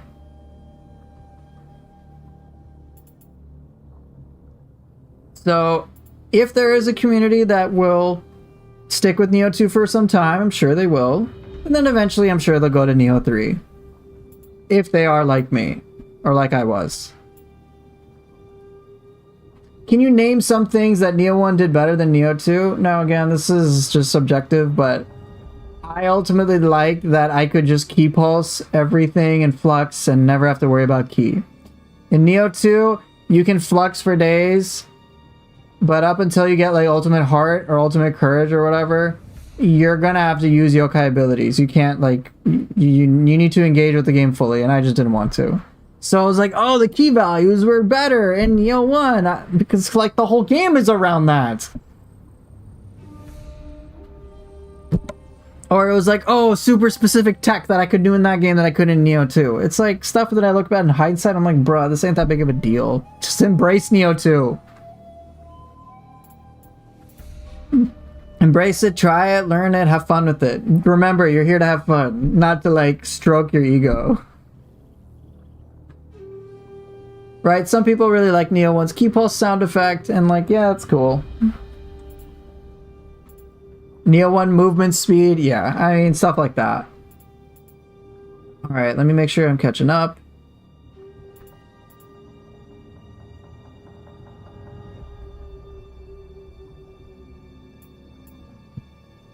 For me, when it comes to Nioh, I'm at the point where it's like calling it a Souls-like, calling it a fighting game-like, or all this stuff is just like, bruh, Nioh is just Nioh at this point. You gotta experience it to understand it. Like, you can't, like, you can, like, I'm just like, yo, let me just, like, what I do is something I think, I forget, it might have been Momiji talked about it in Discord, or someone else, but it was just like, it's like, yo, just show someone some kick-ass Nioh 1 gameplay and be like, yo, you want to do that? And they'll be like, yeah, that seems super fucking fun. Great, try it out. Oh my god, Nioh's so good.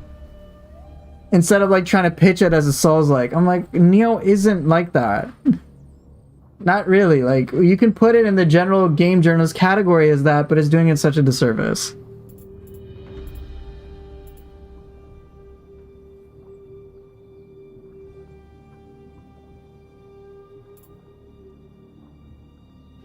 Alright, have I almost caught up?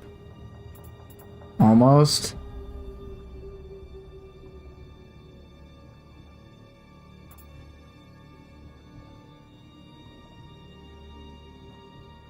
Golden, yeah, I don't think your dad works at Team Ninja. Nope, I'm ignoring you. What was the weapon you had the most fun with in Nioh 3? Ooh. For Samurai style, it was the sword. For Ninja style, it was Kusarigama. Is Nioh 3 going to be released early 2026? Yes.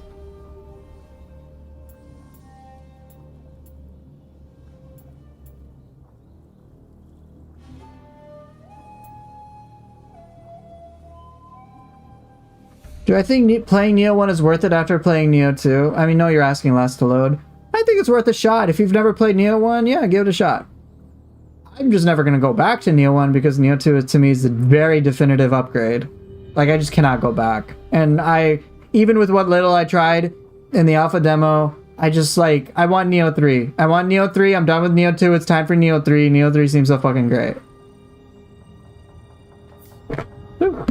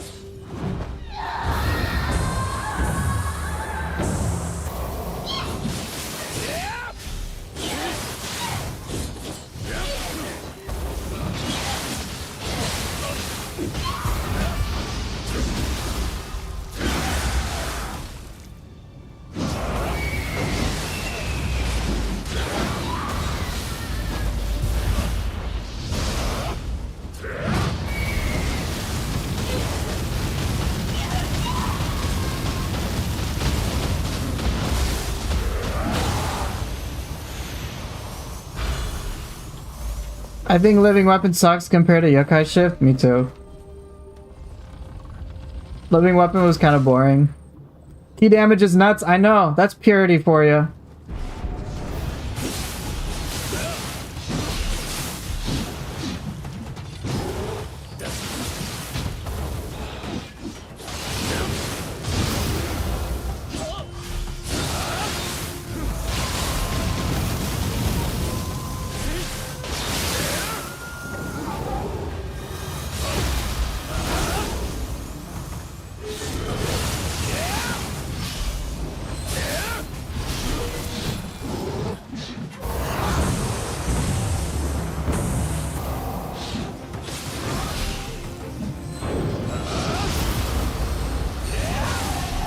The wheel, yeah, Wheel Monk is nuts.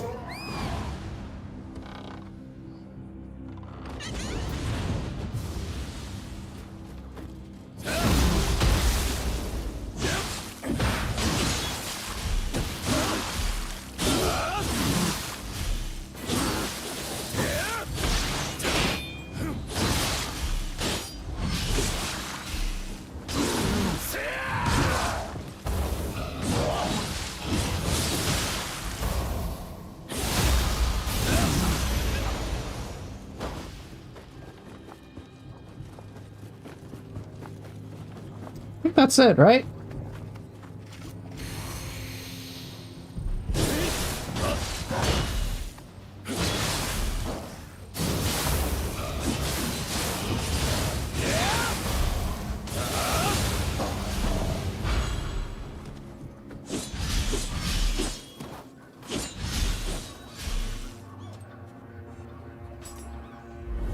Gonna suck to leave your training wives Suiki and Yasha behind. Maybe they'll add cracked versions of them like Magatsu. Yeah, I was wondering if Blood Edge Demon isn't just gonna be Magatsu Warrior. They'll have like different Blood Edge Demons. Blood Edge Demon. Oh, it's actually Itsumade. Get fucked. Oh, hate this guy.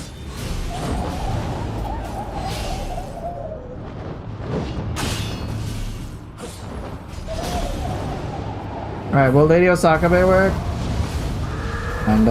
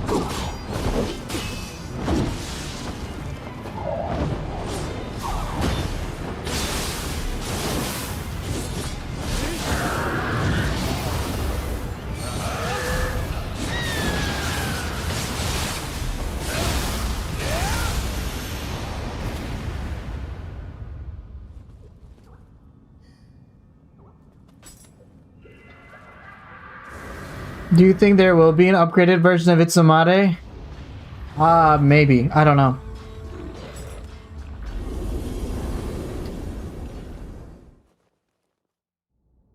I know, fighting the Zal, I get bored of it. Silly question, I just gave a try to ninjutsu. Is it normal that it's awful? Kunai and Shuriken deal no damage, feathers are fine but super slow to use. When it comes to ninjutsu, you do have to kind of power up your ninjutsu power quite a bit to make them useful. But ninjutsu can be very... So, if you don't invest in it, it's kind of weak. But it can be very powerful. Mizuki.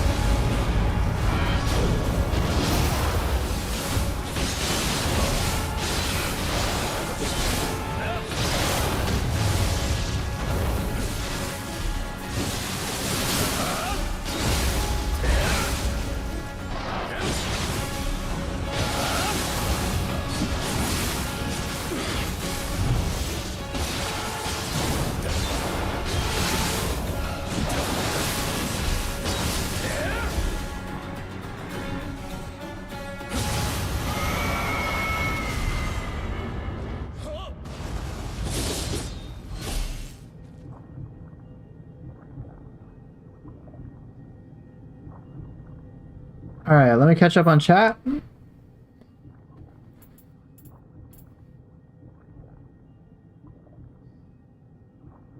I don't know if Ninja Gaiden 4 will have a demo. If they do, it'll be Tokyo Game Show, but otherwise, it's just wait for release. Okay, Limitless or Beyond Infinity? I like Beyond Infinity more, even though Limitless arguably is probably more powerful. Beyond Infinity just feels so fun. Okay.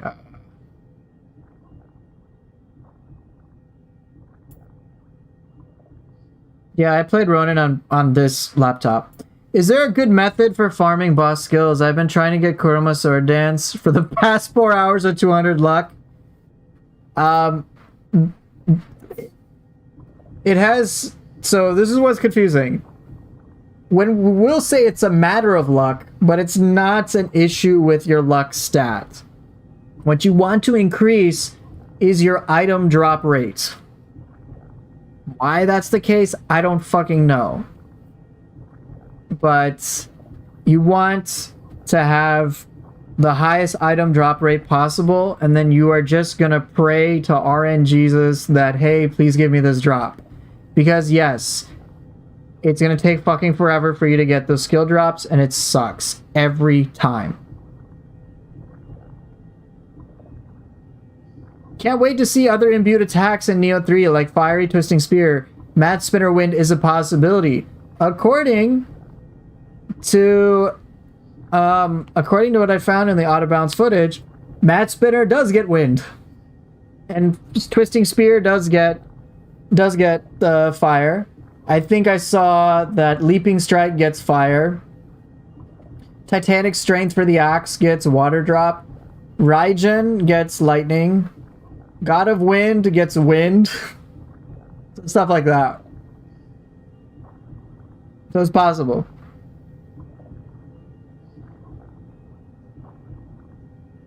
So Autumn Red, I think if they do release a beta, that will happen the same way it happened for Nioh 2. I think.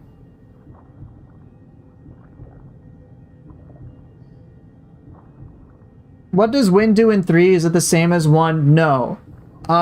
Wind will decrease enemy key consumption and I think make it so they take more key damage. That's pretty much it. It doesn't reduce the damage that they deliver.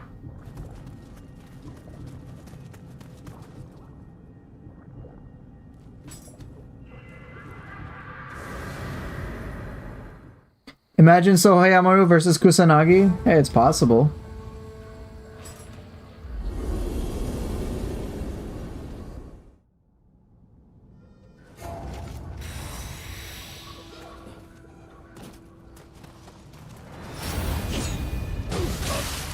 Alright, I'm not in the mood for this ass hat.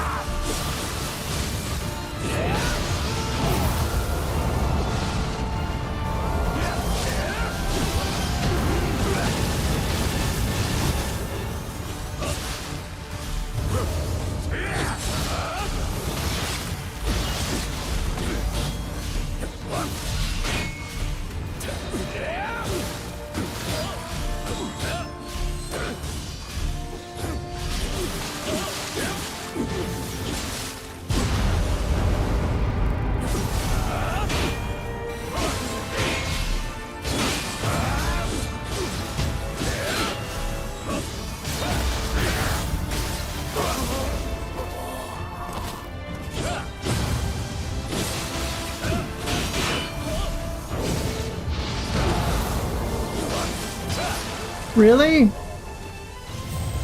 I was sad when Beyond Infinity has its keybind changed and does seem as potent in Nioh 3. I'm wondering how weapons will play a role in builds now.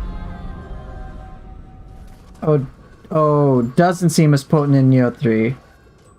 I think right now it's a little early to tell. I can't really comment on that. It felt just fine to me, personally speaking, so I of course need to understand what made you think it felt a little different.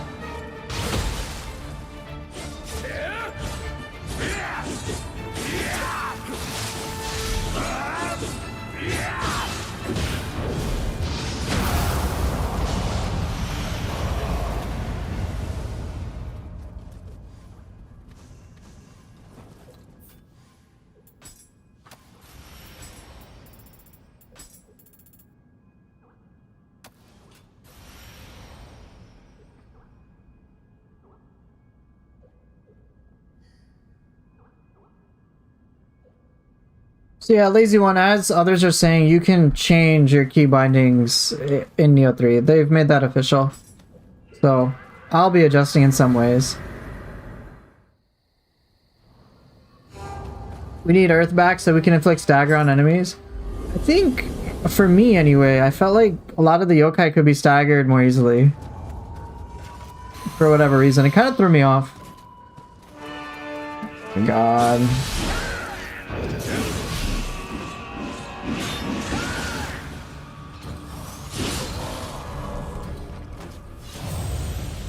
The only good boss so far has been Mezuki. Honda, Tatarumoke, and Tokichiro are all irritating as shit. Oh my god.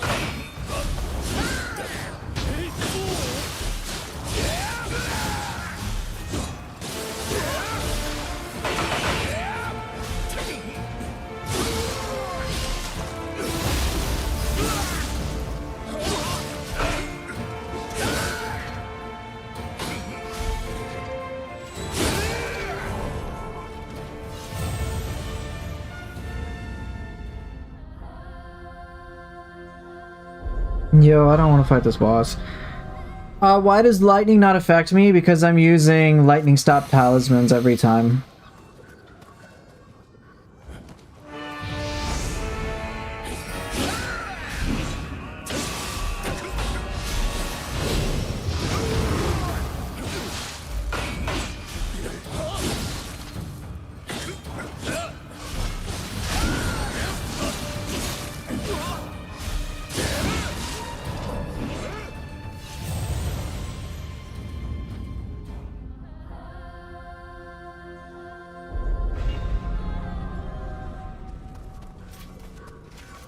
Like, I'm just annoyed. I'm not even, like, mad anymore. I did it too early. Okay.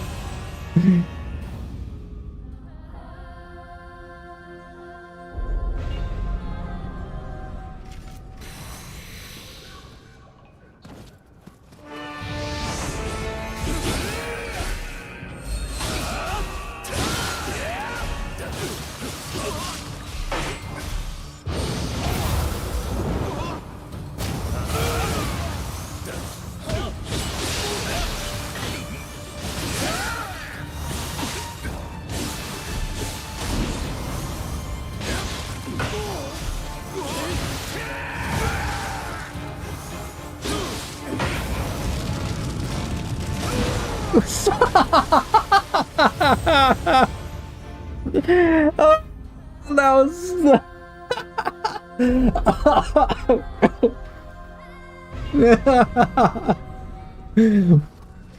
Oh my god. Ah.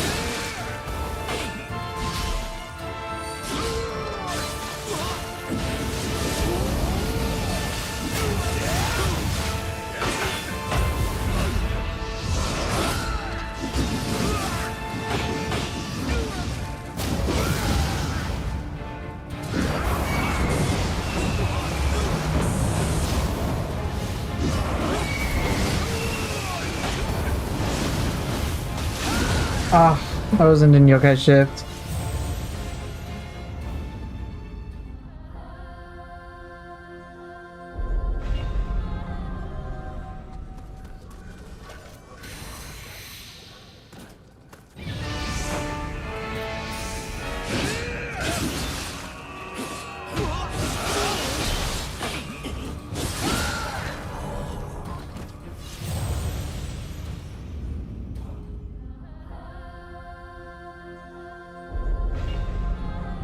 Alright, whatever. He's so resistant to corruption. It's crazy. Alright, whatever.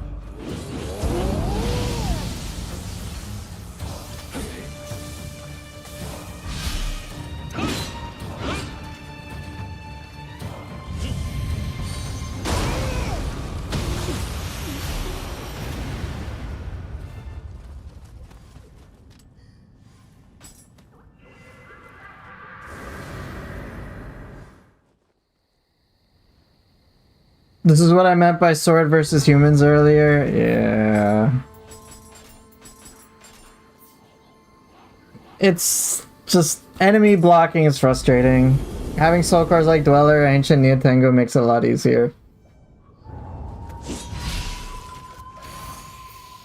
Alright, who's 4-5 boss? Magra? Alright, that's fine.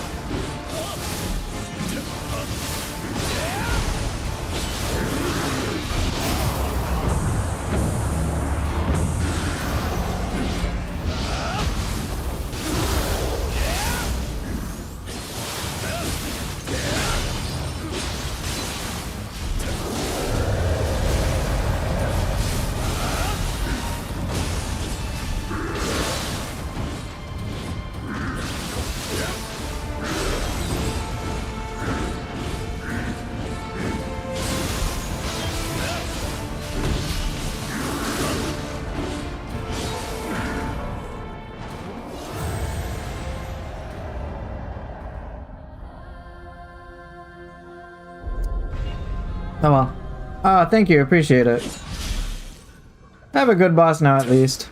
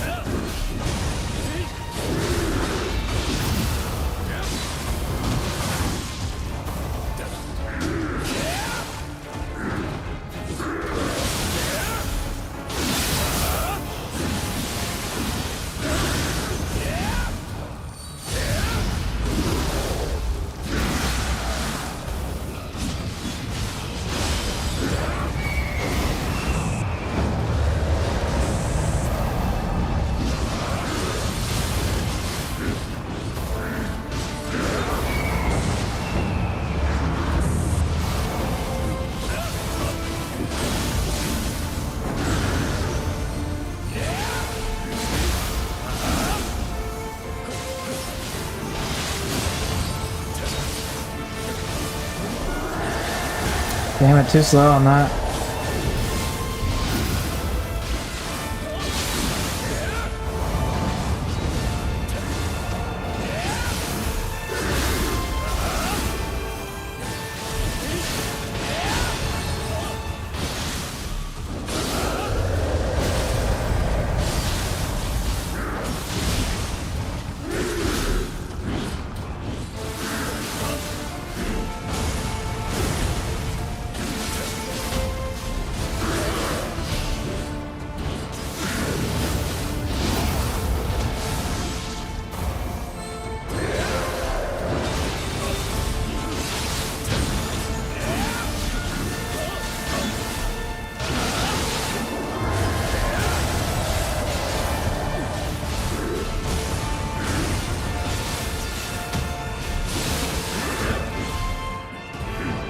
Favorite boss? Shuken Doji from the DLC. For Yokai. And then Ren Hayabusa for humans.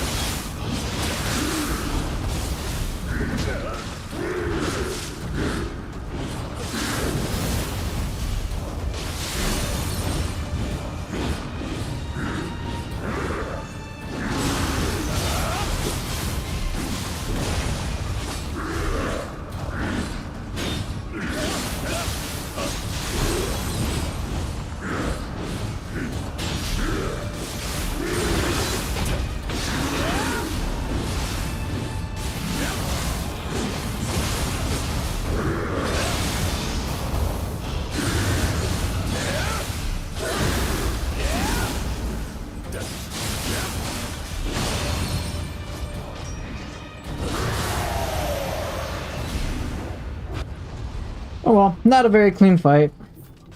But as Jack would say, a win's a win. Alright, so two good bosses here. Well, two okay bosses, two good bosses, two better bosses, I don't know how to phrase it, but two not shit bosses. Mezuki and Magura. Cool.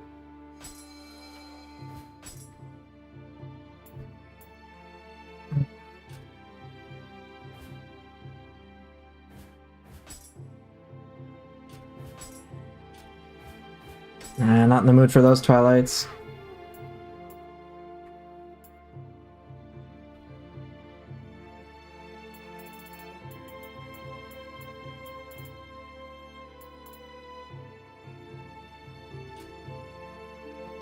I do think Magra is a cool boss. Pun intended. I certainly think he's one of the better bosses in the game. That's for sure.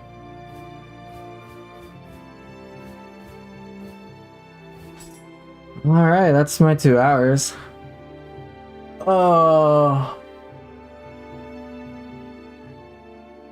Oh. Dealing with 3 bosses, though, that I dislike is just so draining, dude. It's like freaking exhausting. Like, just straight up, it's just so exhausting. Yeah, thanks, Quotes. I appreciate it. My Nioh 2 was left open because you watched me play. Oh shit.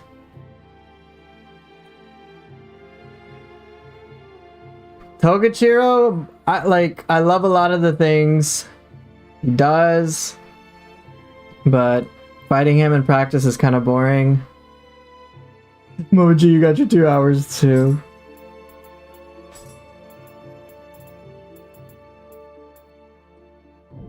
Oh, but yeah, Tataramoke, boring. Mizuki's okay, pretty standard. But yeah, Togachiro, like, I love some of his moveset, but fighting him's a pain in the ass. Like, just an unfun way.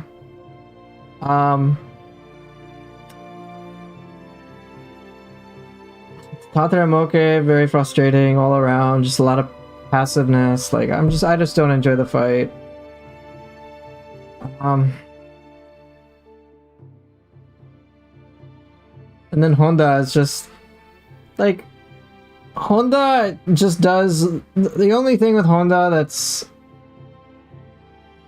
is just his whole like, oh, let me spear stab you out of fucking nowhere.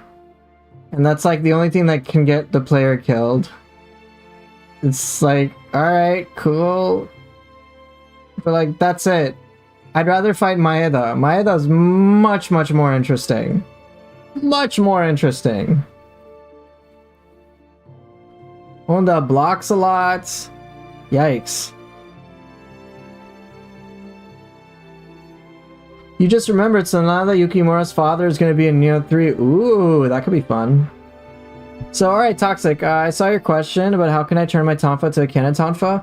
Make sure on your Tonfa, and it should be a Divine Rarity or Ethereal Rarity, that you get this special effect Tonfa Gun put on there. Once you do that, you're fine. Then you can do what I do with Tonfa. Yeah, like, I got 3 bosses I did not like, and it's very boring, and like, it just kind of like saps the fun out of me, and then like, I'm just not as interested in playing. So with Magra, like, it was a little cool, but I've kind of fought him like a bajillion times. So I wanted, like, if I got Shuten Doji, I'd be like, oh shit, like, I gotta like go nuts.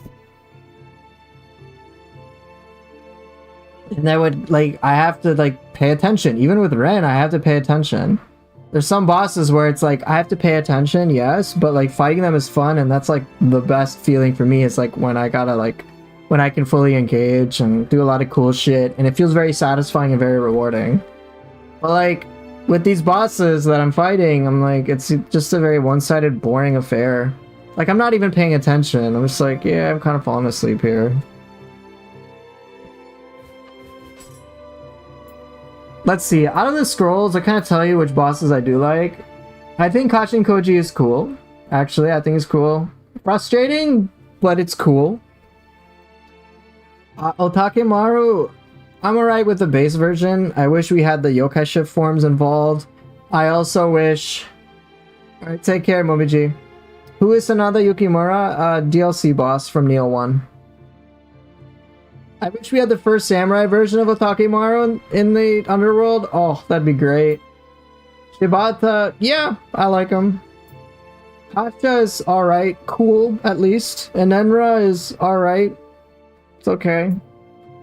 Ryomen, not so much. The DLC version of Shutendoji, 100% yes. The regular version of him, Mizuki's okay, but not like, I'm not like super excited. Like, I'm like, alright, fine, I'll fight him. Nightmare Bringer, kind of. It's cool, it's thematic. I think it's neat. Nope to this owl. Nioh gets boring. Already talked about a Nenra. Giant Toad used to be cool, kind of getting boring now. White Tiger, yes. I do like White Tiger. Particularly when I choose not to confusion bomb him. So like when it's a proper fight and he's not just a punching bag, yes, I like it a lot. Tate Ebushi, kind of on the... she's okay. It just becomes... with Tate Ebushi, I find that there isn't enough variety for the fight to kind of get me engaged. It's like, she is so predictable and so controllable. Like, I get bored. I'm like, okay, she does this attack. Here's gonna come this attack. And it's just like pretty much, it's not even a flowchart anymore. It's just like a simple like instruction manual I can follow. And it just gets very straightforward. Gyuki, so all the big bosses I'm excluding for this. Otakimaru First Samurai, yes. Oh yeah, great. Imagawa, some cool things, but he suffers the problems that I think most human enemies have. William, frustrating living weapon stuff. Beyond that, not that interesting. Koji, cool. Lightning Gods of Yomi, frustrating, but I appreciate the boss fight. I overall appreciate it. I think very well designed, all things considered. So yeah, like, I know Lightning, like for me, Lightning sucks, but I think this boss is a good Lightning boss. And I appreciate it very much. Kame Itachi, kind of forgettable. Psycho Magoichi, some cool potential, but a little irritating. Hate Aquaman.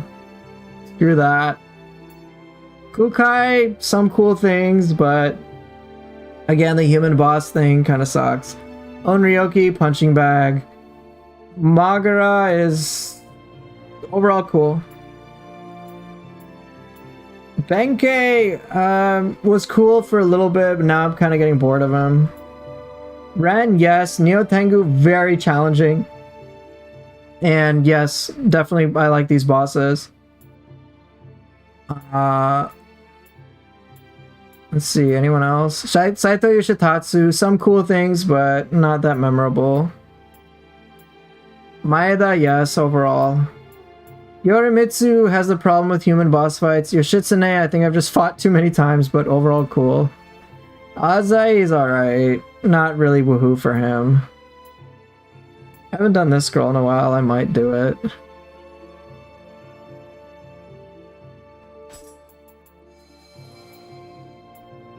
Nope, to Tokuchiro.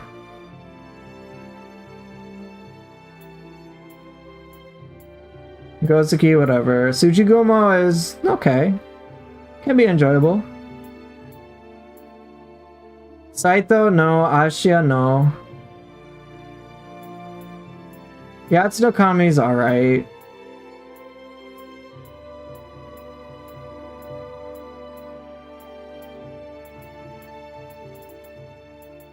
Alright, where's my... I want to fight Ancient Nioh Tengu.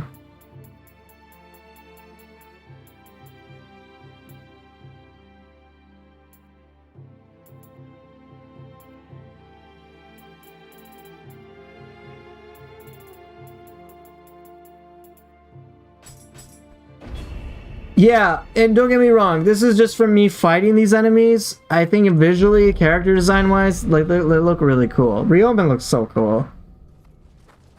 I can't argue against that.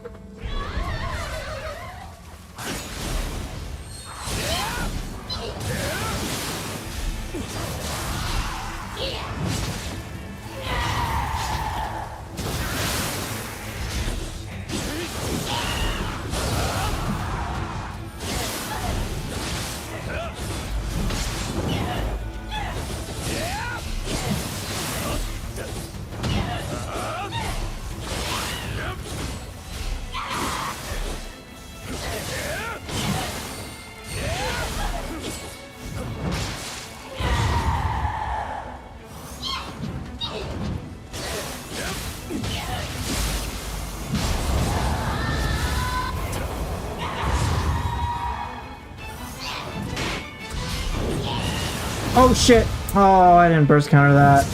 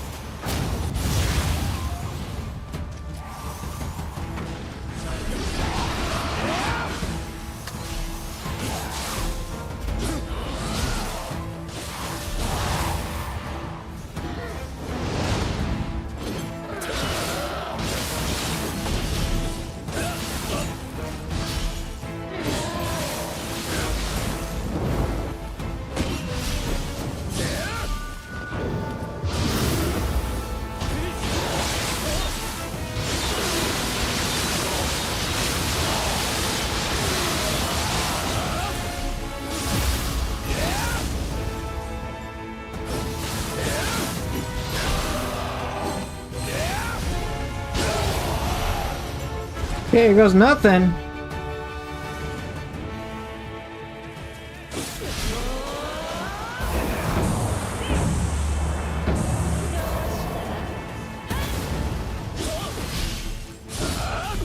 Hey, Shark Zoo.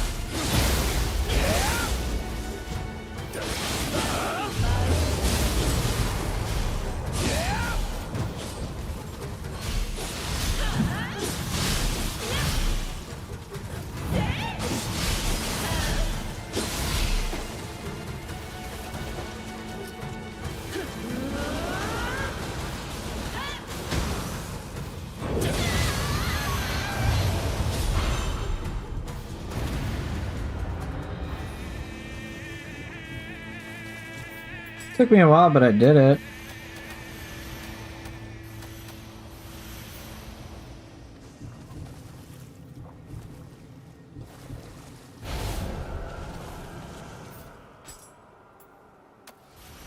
No, not your waifu. Hey, so how's it going? Whew. That was tense. Required me to focus a lot, but that made it more fun.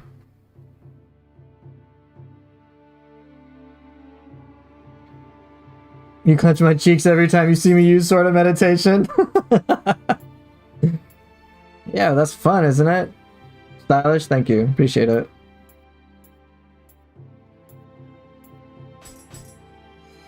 That's half the fun. Am I flying to Tokyo for Tokyo Game Show next month? Bruh. No. I'm not gonna do that. I'm not gonna pay my own money to go there, bro, just for a demo.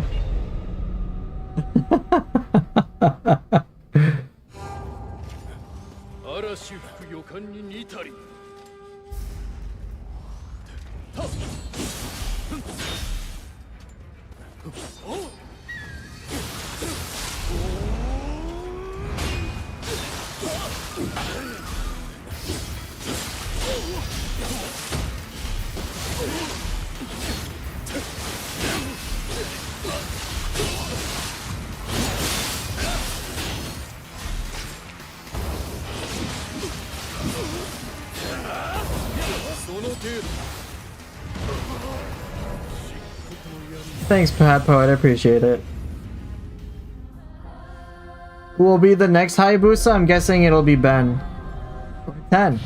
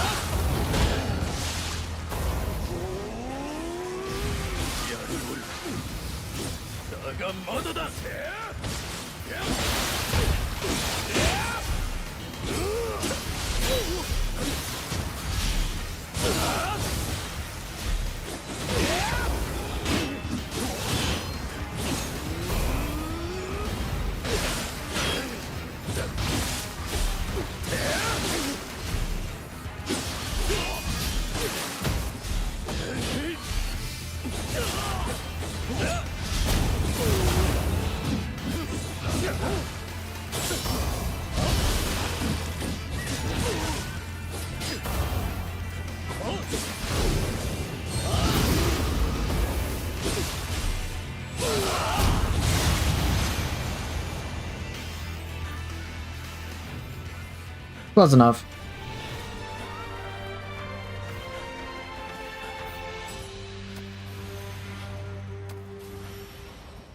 Got my revenge. Of course, I wanted to do sort of memes, but unfortunately, it looks like my memes will be dreams.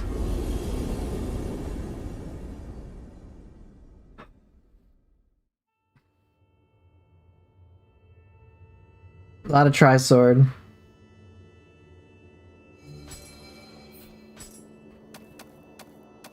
I tried some pretty interesting things though, just to spice it up.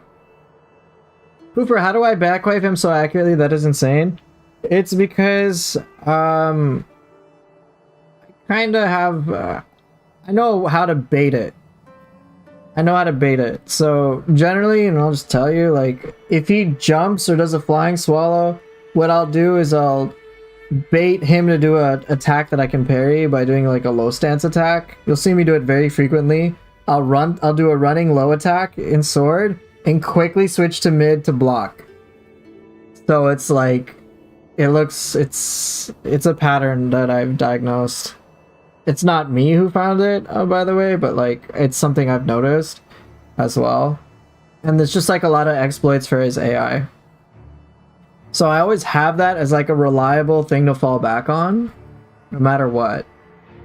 So it works with fist, it works with sword. In worst case scenario, I like if I miss, I just or fuck it up, I can just like reset. So you input read their input read. Exactly. Exactly. I'm input reading their input reading.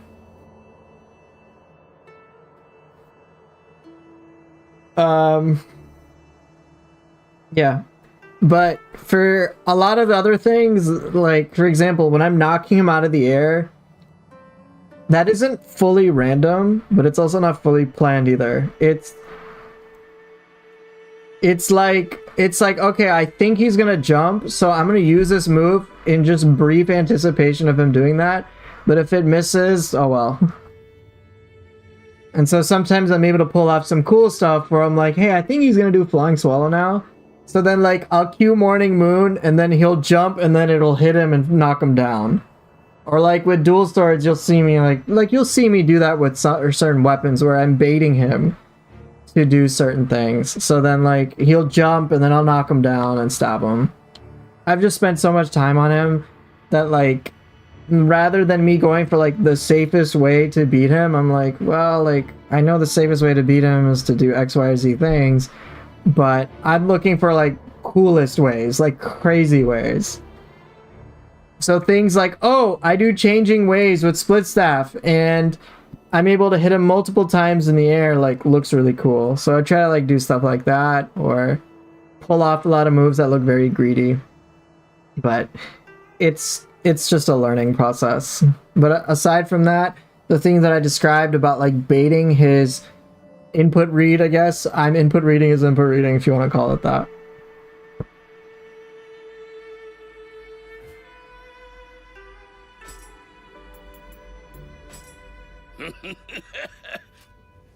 Sometimes I'm just guessing, but experience does help you to anticipate what's coming. Yes, absolutely. And that doesn't apply to just Ren, it applies to pretty much every boss. Because in the same way, like if we're doing player versus player, right? Like PvP, if let's say a player is gonna do the move, like, let's say with, let's say a player is gonna do the move Severing Spin. Like, obviously you don't want to be in the zone when it gets attacked. You're like, okay, like I'm gonna avoid it, but the instant when I know he can't react, I'm gonna find a way to punish it. That's what I look for. So like when moves such as, so for example, if I were to use Odachi and I do Swirling Snow, if you pay very close attention to how it functions, here, let me try to sequence it. Please, will this work? No, I don't think so. If you take a very close look at the hitbox for Swirling Snow, I'm gonna look at it from the top. You can see there's actually a certain spot in which, here, I think you'll do it again. You can see there's a certain like blind spot he has. And that's just like where I'm looking at right now. Right, Magra is the same way.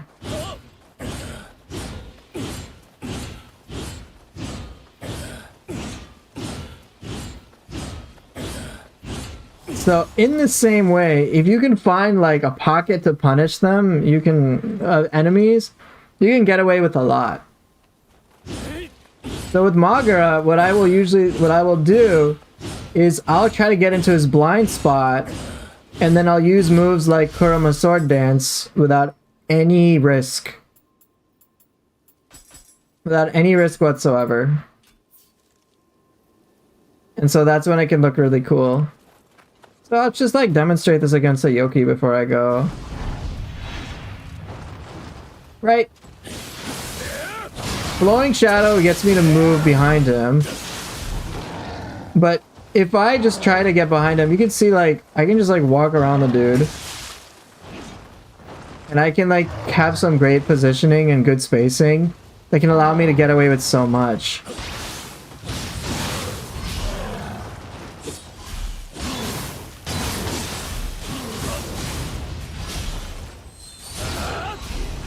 Here, he's not gonna hit me. He whiffed once. Now he's kind of screwed.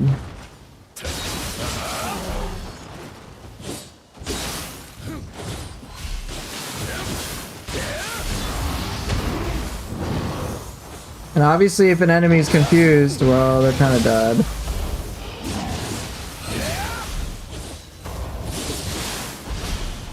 And so like I try to get into blind spots, into weak spots, figuring out like weaknesses, moments I can pressure an enemy. And when I can sequence a lot of those together, enemies are screwed. So it just becomes much more fun. But this is a work in progress, admittedly.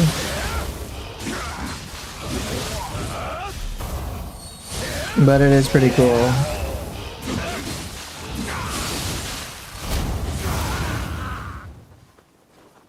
But having that allows an understanding like what are some blind spots enemies have allows me to exploit more weak spots, set up certain things. So even just there in that little combo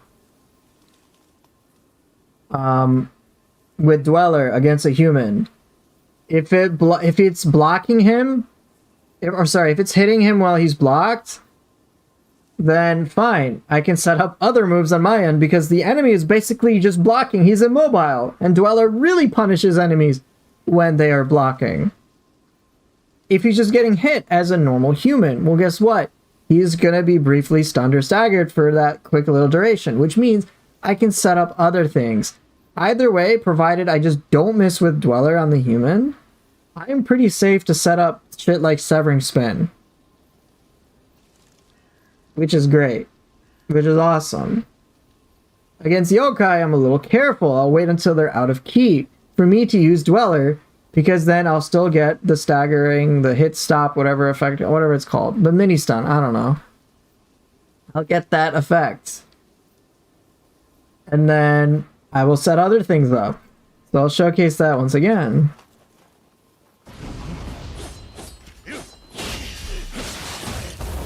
Staggering. Ah, that didn't work too well. Staggering.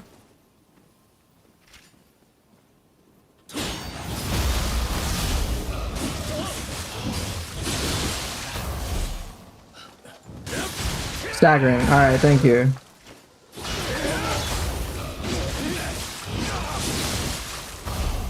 This is like an effortless setup. Because Dweller's doing shit, as opposed to me just taking a huge risk. Because here, otherwise I'll count how vulnerable I am. 1, 2. Alright, so like nearly 2 seconds. Hit stop is when you hit someone and the game pauses for a split second. Oh. That's weird. Okay. So yeah, when I briefly stagger an enemy with Dweller, I'm like, okay, he's gonna be staggered for the duration. Sometimes it looks good, sometimes not too good. Alright, thanks for that, Void Diction.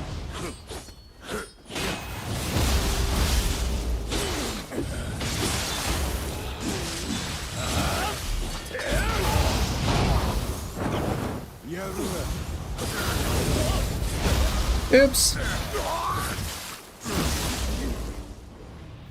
Well, he died. Or let's take another example. I'll just use Axe. I think a good weapon to practice with is the axe. It's very slow.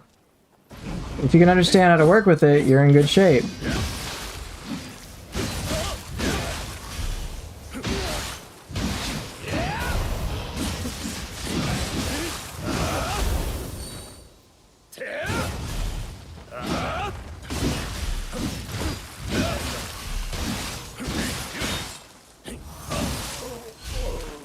And that's without soul cores, not too bad.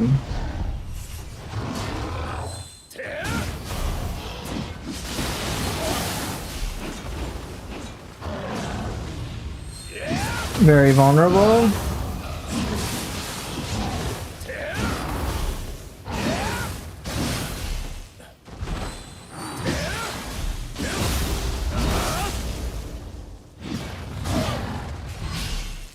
Yeah, any downtime I can layer in an ability.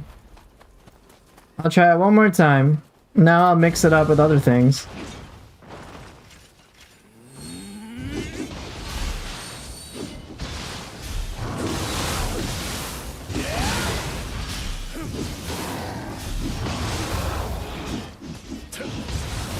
So I missed with Dweller, which sucks.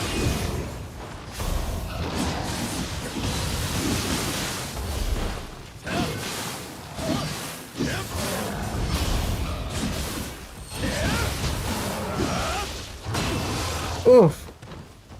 Greed, not good.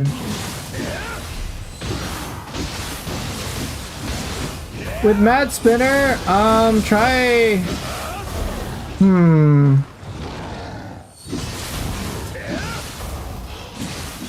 Didn't even need that. Damn. Is there a trick to getting Mad Spinner to do good damage or utility? Most of the time I use it, I just get knocked out of it, or the damage isn't high enough where other charge moves do better. So let me showcase something with Mad Spinner.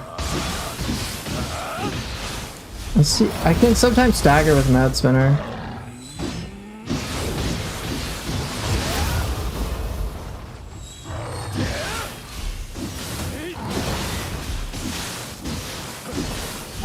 With Mad Spinner, I think the strength of it is going to come from how long you can spam it.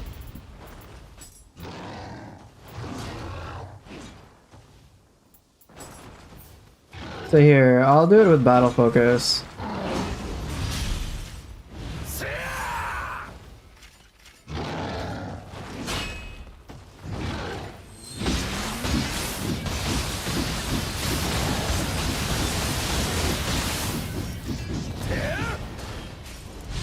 I think for a lot of things it boils down to just like how powerful like your axe buffs as well.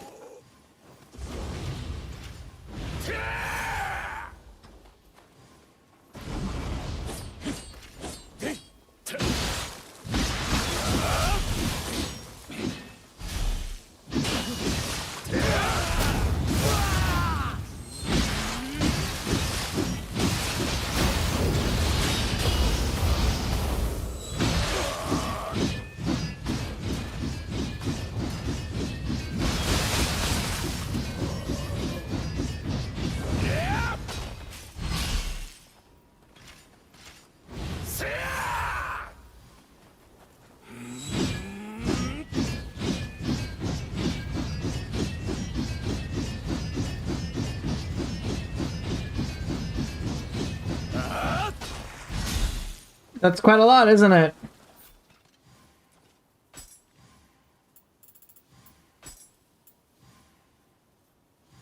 Don't forget the buffs with Axe. I don't really tap with them. I don't really mess around with them. You got Rage. You can like... Don't forget, you got these.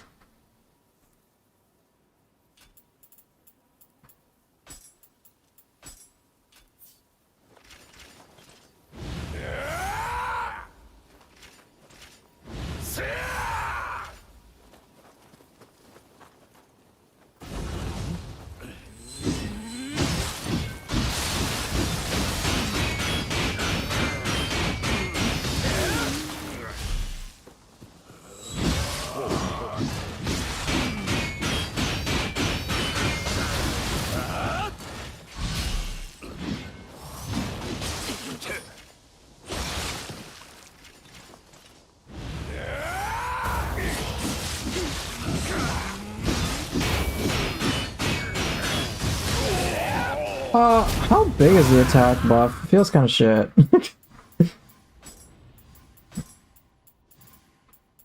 What about adamantine?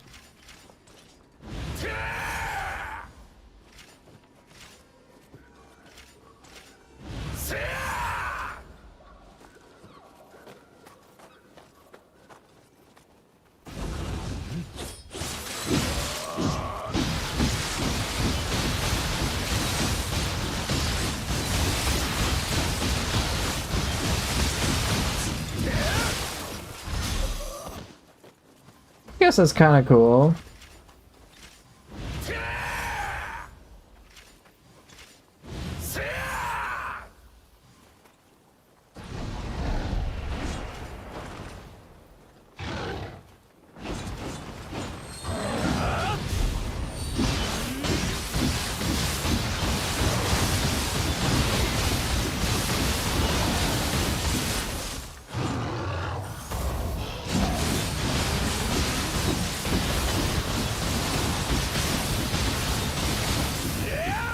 Hope that helps.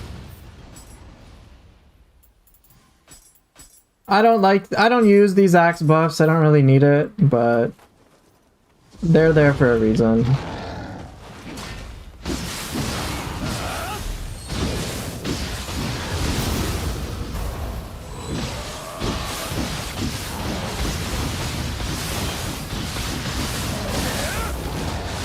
So you can compare the difference.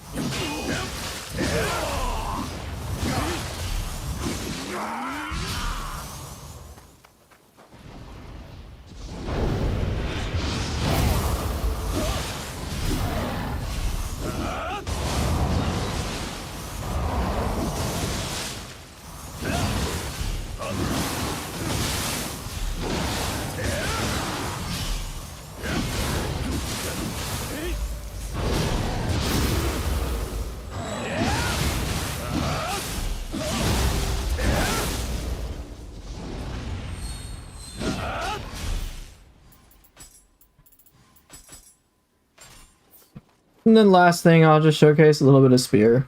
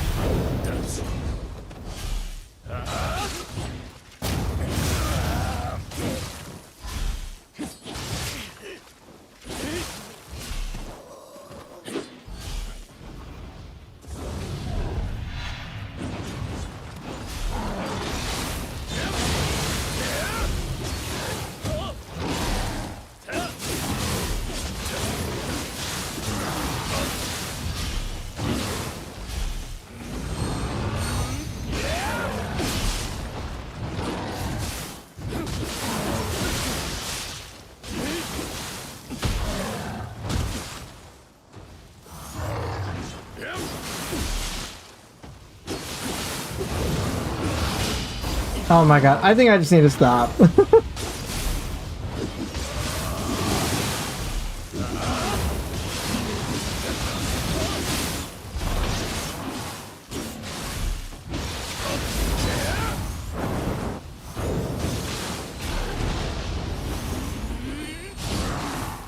Yeah, I think I'm just gonna stop. I'm not playing well anyway. No, it is what it is. Oh, okay. Well, thank you guys so much for watching, for being here as always, and I will see everybody later. Take care and see ya. Bye.